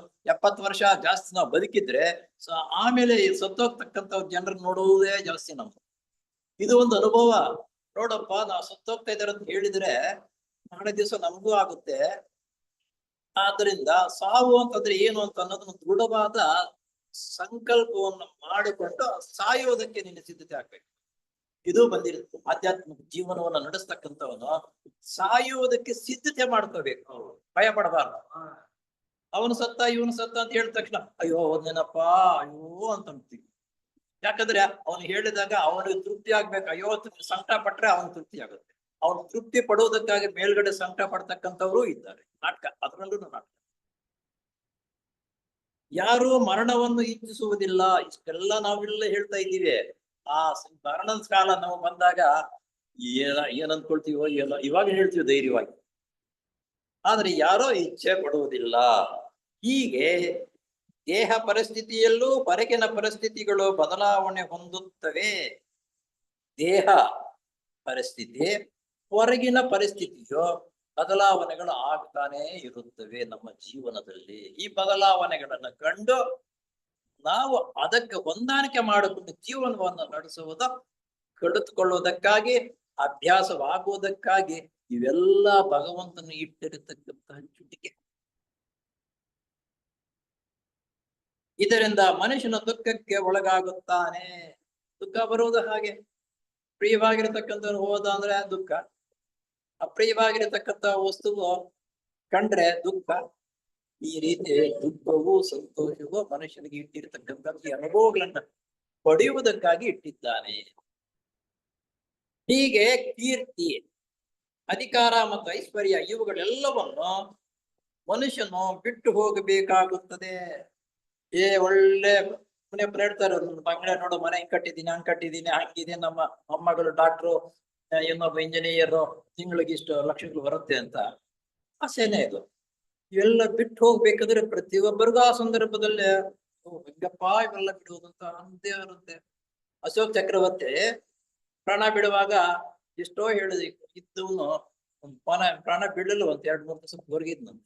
ಆಗ ಗುರುಗಳೇ ಬಂದು, ಯಾರ್ ಮಹಾ ನಿನ್ನ ಇದೊಂದು ಜೀವನ, ಮುಂದೆ ಇಂಥ ಕೆಲಸ ಮಾಡುವುದು ಅವಶ್ಯಕತೆ ಇದೆ, ನೀನು ಆರಾಮವಾಗಿ ಪ್ರಾಣವನ್ನು ಬಿಟ್ಟು ಬಾ ಅಂತ ಹೇಳ್ತಾರೆ. ಯಾಕಂದ್ರೆ ಪ್ರತಿಯೊಬ್ಬರಿಗೂ ಪ್ರಾಣ ಹೋಗುವಾಗ ಇಡ್ತಾರೆ, ಸಂಬಂಧಪಟ್ಟಿರ್ತಕ್ಕಂಥವ್ರು ಮಾರ್ಗದರ್ಶನ ನೀಡುವರಿದ್ದೇ ಇರ್ತಾರೆ. ಹಾಗೆ ಅವರಿಗೆ ಮಾರ್ಗದರ್ಶನ ಗುರುಗಳೇ ಬಂದು ಮಾರ್ಗದರ್ಶನ ತೋರಿಸ್ತಾರೆ. ಈ ನಂಬಿಕೆ ನಮ್ಮಲ್ಲಿ ಇಟ್ಟುಕೊಂಡು ಮೊದಲಿಂದ ನಾವು ಜೀವನ ಮಾಡ್ತಾ ಇದ್ದರೆ ನಮಗೂ ಆ ಸಂದರ್ಭಕ್ಕೆ ಧೈರ್ಯವನ್ನು ಹೇಳಿ ನಮಗೆ ಸಾಹಸದಿಂದ ಮುಂದಕ್ಕೆ ಹೋಗುವುದಕ್ಕಾಗಿ ಯಾರೋ ಒಬ್ಬರು ಬಂದೇ ಬರ್ತಾರೆ. ಬದುಕಿರುವಾಗಲೇ ಉಬ್ಬರ ಹಿಡಿತಗಳು ಇರುತ್ತವೆ. ನಾವು ಬದುಕಿರುವಾಗ ಉಬ್ಬರ ಹಿಡಿತಗಳು ಅಂದ್ರೆ ಸಂತೋಷವು, ದುಃಖವು, ಐಶ್ವರ್ಯವು, ಆಮೇಲೆ ಬಡತನವು, ಇವೆಲ್ಲವೂ ಮಾಮೂಲಿಯಾಗಿ ಬಂದಿರ್ತವೆ. ಎಲ್ಲವನ್ನೂ ನೋಡಿರ್ತೀವಿ. ಯಾರೋ ಕೆಲವರು ಹುಟ್ಟಿದಾಗಿನಿಂದನೂ ಸಾಹುಕಾರರಾಗಿ ಹುಟ್ಟಿರ್ತಕ್ಕಂಥವ್ರು ಕೆಲವರೇ ಇರ್ತಾರೆ. ಇನ್ನೆಲ್ಲರೂ ಆ ರೀತಿ ಹುಟ್ಟಿರುವುದು. ಶ್ರೀಮಂತನು ಬಡವನಾಗಿ ತನ್ನ ಆಯುಷಿನ ಅಂತ್ಯ ದಿನಗಳಲ್ಲಿ ಪರಿವರ್ತಿಸುವುದು ಉಂಟು. ಶ್ರೀಮಂತನಾಗಿರತಕ್ಕಂಥವನು ಆಯುಷಿನ ಅಂತ್ಯ ದಿನಗಳಲ್ಲಿ ಪರಿತಪಿಸುವುದು ಉಂಟು. ದಂಡಿಯಾಗಿ ಐಶ್ವರ್ಯವಿದೆ, ಬೇಕಾದಷ್ಟಿದೆ, ಇವೆಲ್ಲ ಬಿಟ್ಟು ಹೋಗ್ಬೇಕಾದ್ರೆ ಹಿಂಗಪ್ಪ ಸಂಪಾದನೆ ಮಾಡಿದ್ನಲ್ಲಪ್ಪ, ಎಷ್ಟು ದುಡ್ಡು, ಎಷ್ಟು ಐಶ್ವರ್ಯ, ಇದೆಲ್ಲ ಬಿಟ್ಟು ಹೋಗೋದು ಹೇಗೆ ಅಪ್ಪ ಅಂತ 2 ದಿವಸ 3 ದಿವಸ ಕೊರುಗ್ತಾರೆ. ಅವರು ಇರ್ತಕ್ಕಂಥ 1 ದಿವಸ ನೋಡ್ತಾರೆ, 2 ದಿವಸ ನೋಡ್ತಾರೆ, 3ನೇ ದಿವಸ ಹಂಗೆ ಇದ್ರೆ ಅಯ್ಯೋ ಇವ್ನು ಪ್ರಾಣನೇ ಬಿಡಲಿಲ್ಲಪ್ಪ ಅಂತ ಇವ್ರು ಬಂದ್ಬಿಡುತ್ತೆ. ಸುಂದರನಾರಾಯಣ ಸ್ವಾಮಿ ಹಂಗೆ ತಾನೆ ಅದೇ ಎಷ್ಟು ಸಂಪಾದ ಚಿಕ್ಕಿ ಚಿಕ್ಕಿ ಚಿಕ್ಕಿ ಚಿಕ್ಕಿ ಹೋಯ್ತು. ಚಿಕ್ಕಿ. ನಮ್ಮನ್ನು ಪ್ರೀತಿಸುವವರು ಅವರ ಇಚ್ಛೆ ನಮ್ಮ ಮೂಲಕ ನೆರವೇರದಿದ್ದರೆ, ನಮ್ಮನ್ನು ಪ್ರೀತಿಸುವವರು ಅವರ ಇಚ್ಛೆ ನಮ್ಮ ಮೂಲಕ ನೆರವೇರದಿದ್ದರೆ ನಮಗೆ ಅಗಾಧವಾಗುತ್ತದೆ. ನಾವ್ ಯಾರೋ ಒಬ್ಬರ ಮೇಲೆ ನಂಬಿಕೆ ಇಟ್ಕೊಂಡಿರ್ತೀವಿ, ಅವ್ರನ್ನ ನಾನು ಹಿಂಗ್ ಮಾಡ್ತಾರೆ, ಹಂಗ್ ನೋಡ್ತಾರೆ, ಚೆನ್ನಾಗಿ ನೋಡ್ಕೊಡ್ತಾರೆ, ನನ್ನ ವೃದ್ಧಾಪ್ಯದಲ್ಲಿ ಚೆನ್ನಾಗಿ ಅಂತ ಅನ್ಕೊಡ್ತಾರೆ. ಅದು ಮಾಡ್ಲಿಲ್ಲ ಅಂತಂದ್ರೆ ದುಃಖ. ಇವೆಲ್ಲವೂ ಬಾಹ್ಯದಲ್ಲಿ ಕೆಲಸ ಮಾಡುವ ತ್ರಿಗುಣಗಳು ನಮ್ಮ ಮನಸ್ಸಿನ ಒಲವಿಗೆ ವಿರೋಧವಾಗಿರತಕ್ಕ ನಿದರ್ಶನಗಳು. ನಾವು ಗಂಡು ಮಗು ಬೇಕಪ್ಪ ಅಂತ ಎಲ್ಲರೂ ಆಸೆ ಪಡ್ತೀವಿ. ಯಾಕಂದ್ರೆ ಅರ್ಧ ಮುಕ್ಕಾಲ್ ಭಾಗ ನಮ್ಮ ಅವಸರಾನ ಕಾಲದಲ್ಲಿ ಅವನು ಇದ್ದುಕೊಂಡು ನಮ್ಮನ್ನ ಸಲಹೆ ಮಾಡ್ತಾರೆ, ನೋಡ್ಕೊಳ್ತಾನೆ ಅಂತ. ಆ ದೃಷ್ಟಿ ಇಟ್ಕೊಂಡು ನಾವು ಬೆಳೆಸಿದ್ರೆ ಅದು ವಿರೋಧವೇ. ಈಗ ಅಲ್ಲ, ನಮ್ಮ ಕರ್ತವ್ಯ ಅದು. ಮಗು ಹುಟ್ಟಿದೆ, ಮಗುವನ್ನು ಬೆಳೆಸ್ಬೇಕು, ಅವನಿಗೆ ವಿದ್ಯಾಭ್ಯಾಸ ಕೊಡಿಸಬೇಕು, ಮದುವೆ ಮಾಡ್ಬೇಕು, ನಮ್ ಕರ್ತವ್ಯ. ಇನ್ನು ಆಮೇಲೆ ನಮ್ಮ ನೋಡ್ತಾನೆ ಬಿಡ್ತಾನೆ, ಅದ್ರ ಮೇಲೆ ಆಸೆ ಇಟ್ಟುಕೊಂಡು ನಾವು ಬೆಳೆಸಬಾರದು. ಬೆಳೆಸುವುದಕ್ಕಾಗ್ಲೂ ಆ ರೀತಿ ನಿಮ್ಮಳವಾಗಿರ್ತಕ್ಕಂಥ ಧೈರ್ಯವನ್ನು ತಕೊಂಡು ಮಾಡಬೇಕು. ನನ್ನ ನಾನೇ ಬರ ಹೆಂಗಿದ್ದರೆ ಹೆಂಗಾಗುತ್ತೆ, ಕಷ್ಟ ಪಡ್ತೀವಿ ಅಂತ ಎಷ್ಟು ದಿವಸ ಬರ್ತೀವಿ, ನರಳಾಡ್ತೀವಿ, ಯಾರು ಇಲ್ಲ ಅಂತ ನರಳಾಡ್ತೀವಿ, ಹೋಗುತ್ತೆ ಪ್ರಾಣ, ಹೋಗ್ಲಿ ಬಿಡೋ. ಆ ಧೈರ್ಯ ತಕೋಬೇಕು ನಾವು ಯಾವಾಗ್ಲೂ. ಅದಕ್ಕೆ ಇತಿಹಾಸವೇ ಅಂತನ್ನುವುದು ಆಧ್ಯಾತ್ಮಿಕ ಜೀವನವನ್ನು ನಡೆಸಬೇಕು ಅಂತಂದಾಗ ಆ ಛಲ, ಆ ಶಕ್ತಿ, ಆ ಸಾಮರ್ಥ್ಯ ನಮ್ಮಲ್ಲಿ ಬೆಳವಣಿಗೆ ಆಗುತ್ತೆ. ಹೌದು. ಹೀಗೆಯೇ ಅನೇಕರು ಈ ಪ್ರಪಂಚದ ಪರಿಸ್ಥಿತಿಗೆ ಅಂಟಿಕೊಂಡಿರುತ್ತಾರೆ. ಹೆಂಗಪ್ಪ ಬಿಟ್ಟು ಹೋಗುವುದು ಅಂತ ಇದಕ್ಕೆ ಅಂಟ್ಕೊಳ್ತೀವಿ. ಅನುಕೂಲ ಪರಿಸ್ಥಿತಿ ಎಲ್ಲಿ ಕೈ ಬಿಟ್ಟು ಹೋಗುತ್ತಿದೆಯೋ ಎಂಬ ಬಗ್ಗೆ ತುಂಬಾ ಕಳವಳ ಪಡುತ್ತಾರೆ. ಆಸೆಯಿಂದ ದುಃಖ, ಕಳವಳ, ಭಯ ಎಲ್ಲವೂ ಉಂಟಾಗುತ್ತದೆ. ಈ ಆಸೆ ಇದ್ದರೇನೆ ಇನ್ನೇನ್ ಬರ್ತಕ್ಕಂಥದ್ದು? ಆಸೆ, ದುಃಖ, ಕಳವಳ, ಭಯ ಎಲ್ಲ ಆಭರಣಗಳು. ಈ ಆಸೆ ಜಾಸ್ತಿ ಆದ್ರೆ ಇವೆಲ್ಲ ಆಭರಣಗಳು ನಮ್ಮಲ್ಲಿ ಸೇರ್ಕೊಳ್ಳುತ್ತೆ, ಎಲ್ಲ ಸ್ಟಾರ್ಟ್ ಆಗುತ್ತೆ ಇವೆಲ್ಲ. ನೋಡು, ಆಸೆ, ದುಃಖ, ಕಳವಳ. ಕಳವಳ ಅಂತಂದ್ರೆ ಏನ್ ಹೇಳಿ? ಕಳವಳ ಅಂತಂದ್ರೆ ನನ್ನ ಮಗಳು ಅಲ್ಲಿದ್ದಾರೆ, ಅವ್ರ ಬಡವರು ಸ್ವಲ್ಪ ಇರತಕ್ಕಂಥವರಿಗೆ ಅವ್ರು ಏನ್ ಮಾಡ್ತಾರೆ, ಏನೋ ಸರಿಯಾಗಿ ನೋಡ್ಕೊಳ್ತಾರೆ ಇಲ್ವೋ, ಆಮೇಲೆ ಅವರು ಮನೆಯಲ್ಲಿರ್ತಕ್ಕಂಥವ್ರ ಅಣ್ಣ ತಮ್ಮನ ನೋಡ್ಕೊಳ್ತಾರೆ ಇಲ್ವೋ, ಪ್ರಾಣ ಹೋಗಳು ಅಂತ ಕಳವಳು. ಯಾರೋ ಒಬ್ಬ ಕುಂಟನ ಕುರುಡನ ಇರ್ತಾನೆ, ಅವನ್ ನೋಡ್ಕೊಳ್ತಾರೆ ಇಲ್ವಾ ಅನ್ನುವ ಪ್ರಾಣ ಇವನಷ್ಟಕ್ಕೆ ಹೊರಟೋಗ್ತಾನೆ, ಅವನಿಗೆ ಹೆಂಗಾಗುತ್ತೆ ಹಂಗಾಗುತ್ತೆ ಅನ್ನುವ ಧೈರ್ಯವಾಗಲೇ ಆ ಮನಸ್ಸನ್ನ ನಿಗ್ರಹಿಸಿಕೊಂಡಿರ್ತಕ್ಕಂಥ ಸಾಮರ್ಥ್ಯ ಬೆಳೆಸ್ಕೊಳ್ಳದೆ ಇದ್ದರೆ ಆ ರೀತಿ ಕಳವಳ ಬರುತ್ತೆ. ಭಯ, ಪ್ರಾಣ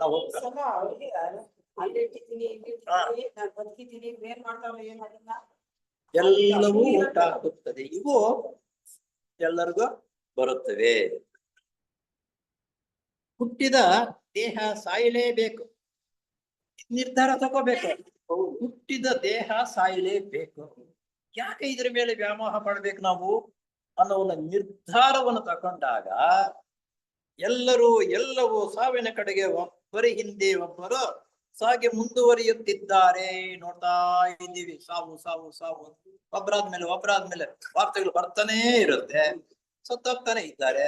ಅವರಂತೂ ನಾವು ಆಗ್ತೀವಿ. ಯಾಕೆ ಇಷ್ಟೊಂದು ಭಯ, ಕಳವಳ ಪಡಬೇಕು? ಆಯ್ತು, ಮನೆಯಲ್ಲಿ ಏನ್ ಕೆಲಸ ವ್ಯವಸ್ಥೆ ಸರಿ ಇಲ್ಲದಿದ್ರೆ ಹೋಗ್ಲಿ, ನಾನೇ ಬರಹ, ಏನ್ ಮಾಡಕ್ಕಾಗತ್ತೆ? ಆ ಧೈರ್ಯ, ಸಾಹಸ ನಾವು ಸಂಪಾದನೆ ಮಾಡ್ಕೋಬೇಕು. ಆ ಧೈರ್ಯ, ಸಾಹಸ ಯಾವಾಗ ಬರ್ತಂದ್ರೆ ನಿಜವಾದ ಆಧ್ಯಾತ್ಮಿಕ ಜೀವನವಂದರೆ ಏನು ಅಂತ ಅನ್ನೋದನ್ನ ಅರ್ಥ ಮಾಡಿಕೊಂಡಾಗ ಬೇರೆಯವರಿಗೆ ಕಷ್ಟ ಬರ್ಲಿ ಸುಖ ಬರ್ಲಿ, ಅವನು ಮಾಡಿದ್ದ ಸುಕೃತದಿಂದ ಸುಖವು, ಬೇರೆ ದೋಷ ಅನ್ಯಾಯ ಮಾಡಿದ್ರಂತ ಕಷ್ಟವು ಬಂದಿರುತ್ತೆ, ಅದನ್ನು ತೀರಿಸ್ಕೊಳ್ಳೇಬೇಕು ಅಂತಕ್ಕಂಥ ದೃಢವಾದ ಕಲ್ಪನೆ ತನ್ನಲ್ಲಿ ಬೆಳೆಸ್ಕೋಬೇಕು. ಲೆಕ್ಕಾಚಾರ ಮೊದಲೇ ಮಾಡಿರ್ತಾರೆ.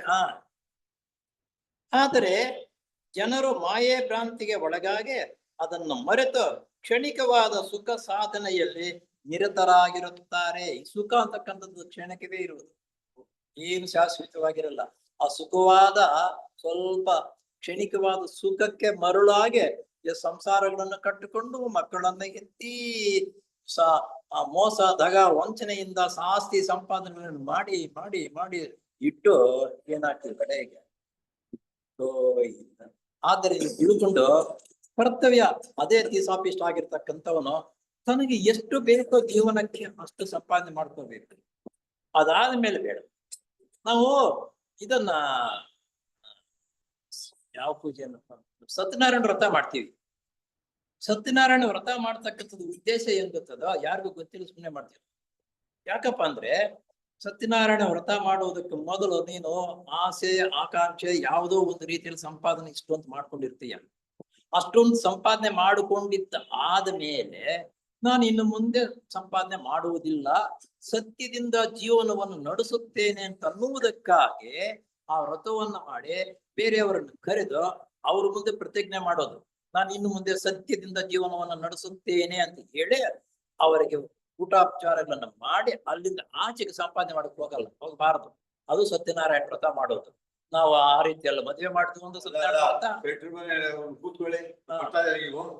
ಬರ್ತಾನೆ ಇಲ್ವೋ ಅವನಿಗಿಂತ ನಾನು ಇನ್ನೂ ಜಾಸ್ತಿ ಪೂಜೆ ಮಾಡಿಸ್ಬೇಕು, ಅವನಿಗಿಂತ ಒಳ್ಳೆ ತಿಂಡಿ ಕೊಡ್ಬೇಕೆಲ್ಲರಿಗೂ, ಆಯ್ತು ನೋಡುವ ಅಂತ ಅನ್ನೋದು, ಅವನಿಗಿಂತ ಹೂವಿನ ಹಾರಗಳಾಗ್ಬೇಕು, ಇನ್ನೂ ಇಷ್ಟು ಕೊಡಬೇಕು. ಈ ರೀತಿ ಇಟ್ಕೊಂಡು ನೀನು ಸತ್ಯನಾರಾಯಣ ವ್ರತ ಮಾಡಿದ್ರೆ ಏನು ಪ್ರಯೋಜನ ಇಲ್ಲ. ಸತ್ಯನಾರಾಯಣ ವ್ರತ ಮಾಡೋದು ಅದಕ್ಕಾಗಿ ನಾನು ಇದುವರೆಗೂ ಸಂಪಾದನೆ ಮಾಡಿದ್ದೀನಿ, ಇನ್ನು ಮುಂದೆ ನನಗೆ ಸಂಪಾದನೆ ಬೇಕಾಗಿಲ್ಲ, ಸತ್ಯದಿಂದ ಜೀವನವನ್ನು ನಡೆಸುತ್ತೇನೆ ಅಂತ 4 ಜನರ ಮುಂದೆ ಸೇರಿಕೊಂಡು ವಾಗ್ದಾನ ಮಾಡುದು. ಇದು ವ್ರತ ಅಂದ್ರೆ. ಅವರಿಗೆ ಜೀವಿತವು ಸುಖವನ್ನು ಹಿಂಬಾಲಿಸುತ್ತಿರುವ ದಾಹ ಪೀಡಿನಂತೆ ಇರುತ್ತದೆ ಎಂದು ಖಚಿತವಾಗಿ ಅನಿತ್ಯ ಸುಖಂ ಲೋಕಮಿಮಿರ್ತಂ ಭಜಸ್ತೇನೆ ಎಂಬ ಧ್ಯೇಯವನ್ನು ಹಿಡಿದು ಯೋಗಾಭ್ಯಾಸ ಮಾಡಿ ತನ್ನ ಸರ್ವರೂಪವನ್ನು ಸಾಕ್ಷಾತ್ಕಾರದ ಪ್ರಯತ್ನದಲ್ಲಿ ನಿರತನಾಗುತ್ತಾನೆ. ಇವೆಲ್ಲ ಕ್ಷಣಿಕವಾಗಿರ್ತಕ್ಕಂಥ ಸುಖನಪ್ಪ. ಇದು ಎಷ್ಟು ದಿವಸ ಇರುತ್ತೆ, ಎಷ್ಟು ದಿವಸ ಹೋಗ್ತೀವಿ ನಾವು, ಯಾತಕ್ಕೆ ಇಷ್ಟೆಲ್ಲ ಸಂಪಾದನೆ ಮಾಡಿ ಸಂಪಾದನೆ ವ್ಯವಸ್ಥೆ ಐಶ್ವರ್ಯ ಇವೆಲ್ಲ ಇಟ್ಕೊಂಡಿದ್ದಾಗ ಸ್ನೇಹಿತರು ಎಲ್ಲರೂ ಬಂದು ಇನ್ನು ದುಃಖಕ್ಕೆ ಈಡಾಗ್ತಾನೆ ಹೊರತು ಅವರೆಲ್ಲ ಸೇರಿದಾಗ ಈ ಪ್ರಾಣ ಹೋಗಿರುತ್ತೆ. ಸ್ನೇಹಿತರು ಮತ್ತೊಂದು ಎಲ್ಲ ಬಂದು ಅವ್ರು ಇವು ಹಿಂಗೆ ಅಂತ ಇದ್ರೆ ಅವ್ನು ಪ್ರಾಣ ಬಿಡುವಾಗ್ಲೂ ಬಿಟ್ಟಿದ್ರು ಸಮೇತ ಎಲ್ಲ ನೋಡಿ ದುಃಖಕ್ಕೆ ಒಳಗಾಗ್ತಾನೆ ಹೊರತು ಒಳ್ಳೇದಕ್ಕೆ. ಅದಕ್ಕೆ ನಮ್ಮ ಫಿಸಾರ್ಕಲ್ ಸೊಸೈಟಿಯಲ್ಲಿ ದೊಡ್ಡವರಾಗಿರ್ತಕ್ಕಂಥವ್ರು ಅವರ ಮರಣವಾದಾಗ ಯಾರಿಗೂ ಈ ರೀತಿಯಲ್ಲಿ ಸುಲಭವಾಗಿ ಈಸಿಯಾಗಿ ದಹನವನ್ನು ಮಾಡಬೇಕು, ಬೇರೆಯವರು ಗಾಂಭೀರ್ಯವಾಗಿ ಅದು ಇರಬಾರದು ಅಂತ ತಿಳುವಳಿಕೆ ಇರ್ತಕ್ಕಂಥ ರೀತಿ ಮಾಡಲ್ಲ. ಈ ತಿಳುವಳಿಕೆ ಇಲ್ಲದೆ ಇರತಕ್ಕಂಥವ್ರು ನೋಡ್ಬೇಕು ಅವ್ರು ಡಾಂಬರಿ, ಅದು ಅವಾಗ ತೋರಿಸ್ಬೇಕು.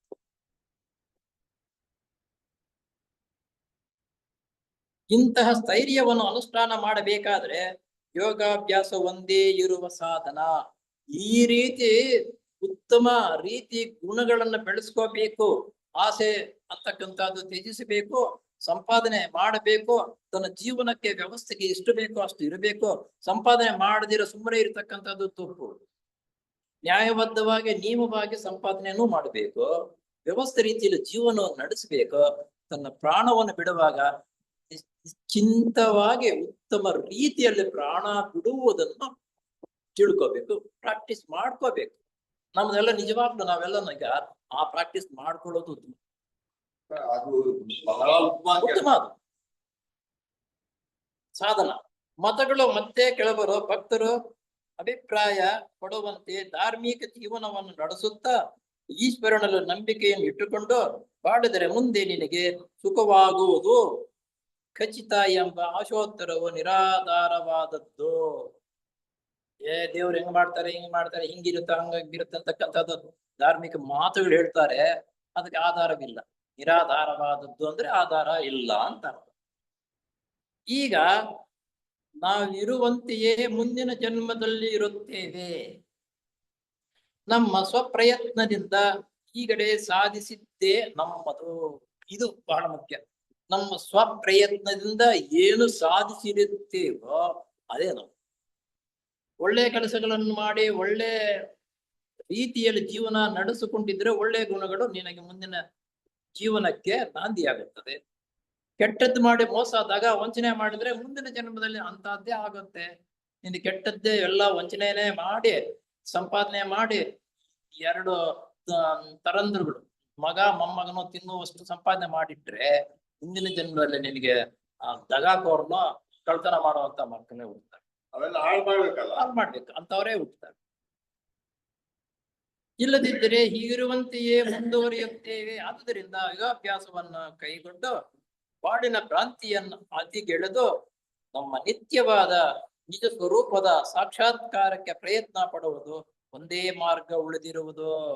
ಎಲ್ಲವನ್ನು ಬಿಟ್ಟು ನಿಜವಾದ ಸಾಕ್ಷಾತ್ಕಾರ ಪಡೆಯಬೇಕಾದರೆ ನಮ್ಮ ಜೀವನವು ಮೊಟ್ಟ ಮೊದಲು ನಾನು ಇದನ್ನು ಪದೇ ಪದೇ ಹೇಳುದು, ನಮ್ಮ ಇಂದಿನ ಜೀವನ ನಮಗೆ ಅಂತವರು ಮನೆಯಲ್ಲಿ ಮಕ್ಕಳು ಮೊಮ್ಮಕ್ಕಳು ನಮ್ಮ ಸೊಸೆ ಅದು ಅಕ್ಕಪಕ್ಕದವರು ನಮ್ಮ ಸ್ನೇಹಿತರು ಎಂತವರು ಸಿಕ್ಕಿದ್ದಾರೆ ಅವರವರಿಗೆ ಹಿಂದಿನ ಜನ್ಮದ ಸುಕೃತದಂತೆ ಅಂತ ಸಂಬಂಧ ಇರುತ್ತೆ. ಹಿಂದೆ ನೀನು ಅಲ್ಲಿ ಕೆಟ್ಟ ಕೆಲಸಗಳು ಅವ್ಯವಸ್ಥೆಯಲ್ಲಿ ಜೀವನ ನಡೆಸಿದ್ದರೆ ನಿನ್ನ ಸಂಬಂಧಿಕರು ಅಂತವರೇ ಇರ್ತಾರೆ, ಮೋಸ ಮಾಡ್ತಕ್ಕಂಥವರೇ. ಆದ್ದರಿಂದ ಇದನ್ನು ನೆನೆಸಿಕೊಂಡು ಮುಂದೆ ಉತ್ತಮವಾಗಿರತಕ್ಕಂಥ ಜೀವನವನ್ನು ನಡೆಸಬೇಕು, ಅವ್ರ ಜೊತೆಯಲ್ಲಿ ಉತ್ತಮವಾಗಿರ್ತಕ್ಕಂಥ ವಿಷಯಗಳನ್ನ ತಿಳ್ಕೊಳ್ಳುವಂತ ಸಾಮರ್ಥ್ಯ ನನಗೆ ಬರಬೇಕು ಅನ್ನುವ ಚಪಲದಿಂದ ಉತ್ತಮ ಪುಸ್ತಕಗಳು ಬೇರೆಯವರಿಗೆ ಪ್ರತಿವಾದ ಹೇಳ್ತಕ್ಕಂಥದ್ದು. ನಿನ್ನ ಸಂಪಾದನೆ ಎಷ್ಟು ಬೇಕೋ ಅಷ್ಟು ತಕೊಂಡು ನೀವು ಆಮೇಲೆ ಸಂಪಾದನೆ ಮಾಡದೇ ಇದ್ದರೆ ಉತ್ತಮ ಜೀವನ ಮುಂದೆನೂ ಸಿಗುತ್ತೆ ನಿನಗೆ. ಆದ್ದರಿಂದ ಇವು ಹಿಂದಿಂದು ಮುಂದೆಂದು ಯೋಚನೆ ಮಾಡಿ ನಾವು ಜೀವನವನ್ನು ನಡೆಸುವುದು ಕಲಿತುಕೊಳ್ಳಬೇಕಾಗಿರ್ತಕ್ಕಂಥದ್ದನ್ನು ತೀಸಾಪಿಷ್ಟ ಆಗಿರ್ತಕ್ಕಂಥವನು ಮಾಡುವ ಕರ್ತವ್ಯ ಇದೆ. ಬೇರೆ ನಮ್ಮ ತೀಸಾಪುರ ಸೊಸೈಟಿಗೆ ಬೇರೆ ಸದಸ್ಯರೆಲ್ಲ ಬರಬೇಕು ಅಂತಂದ್ರೆ ಅವನ ಆಚೆ ಕಡೆ ಮಾಡಬಾರದ ಕೆಲಸಗಳನ್ನೆಲ್ಲರೂ ಮಾಡಿರ್ತೀವಿ, ನಾವು ಮಾಡಿರ್ತೀವಿ, ಅವನೂ ಮಾಡ್ತಾನೆ. ತಿಳುವಳಿಕೆ ಇರತಕ್ಕಂಥವರು ಈ ಅನುಭವ ಪಡೆದಿರತಕ್ಕಂಥವನು ಅವನ ಉತ್ತಮ ಮಾರ್ಗದರ್ಶನವನ್ನು ಕೊಟ್ಟು ಉತ್ತಮ ರೀತಿಯಲ್ಲಿ ಬೆಳೆಸಿದರೆ ಅವನೂ ಉತ್ತಮನಾಗ್ತಾನೆ. ಅಷ್ಟು ಕೆಲಸ ಮಾಡಿದ್ದಕ್ಕಾಗಿ ದೈವ ಯೋಜನೆಯಲ್ಲಿ ನಾವು ನಮ್ಮನ್ನು ಗುರುತಿಸ್ತಾರೆ. ನಮ್ಮ ಕರ್ತವ್ಯ ತಿಳುವಳಿಕೆ ಇರ್ತಕ್ಕಂಥ ಬೇರೆಯವರಿಗೆ ತಿಳುವಳಿಕೆ ಕೊಡಬೇಕು. ಈ ನಿಶ್ಚಿತಾರ್ಥಕ್ಕೆ ಈಗ ಬಾರದೇ ಇದ್ದರೆ ಮುಂದಿನ ಜನ್ಮಗಳಾದರೂ ಆ ಏಕೈಕ ಸಂಕಲ್ಪವನ್ನು ಪಟ್ಟಾಗಿ ಹಿಡಿದು ಸಾಧಿಸಬೇಕಾಗುತ್ತದೆ. ಈಗ ಗೊತ್ತಾಗಿದೆ ನಮ್ಗೆ ಕಷ್ಟ ಜೀವನ ವ್ಯವಸ್ಥೆ, ಕಷ್ಟದಲ್ಲಿರ್ತಕ್ಕಂಥವ್ರು, ಸುಖವಾಗಿರ್ತಕ್ಕಂಥವ್ರು, ನೆಮ್ಮದಿಯಿಂದ ಇರ್ತಕ್ಕಂಥವ್ರು ಎಲ್ಲರನ್ನು ನಾವು ನೋಡಿದ್ವಿ. ಇದನ್ನ ತಿಳ್ಕೊಂಡು ಮುಂದಿನ ಜೀವನಕ್ಕಾಗಿ ಒಂದು ದೃಢವಾದ ಸಂಕಲ್ಪದೊಂದಿಗೆ ನಾವು ಜೀವನವನ್ನು ನಡೆಸ್ತಕ್ಕಂಥದ್ದನ್ನು ಕಲಿತ್ಕೋಬೇಕು.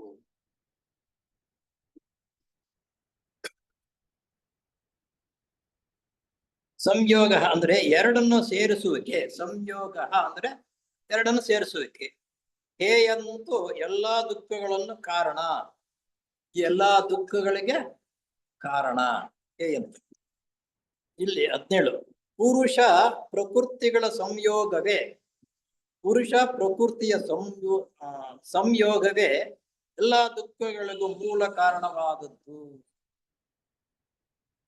ಪುರುಷ ಪ್ರಕೃತಿ ಸಂಯೋಗವೇ ಎಲ್ಲಾ ದುಃಖಗಳಿಗೂ ಮೂಲ ಕಾರಣವಾದದ್ದು.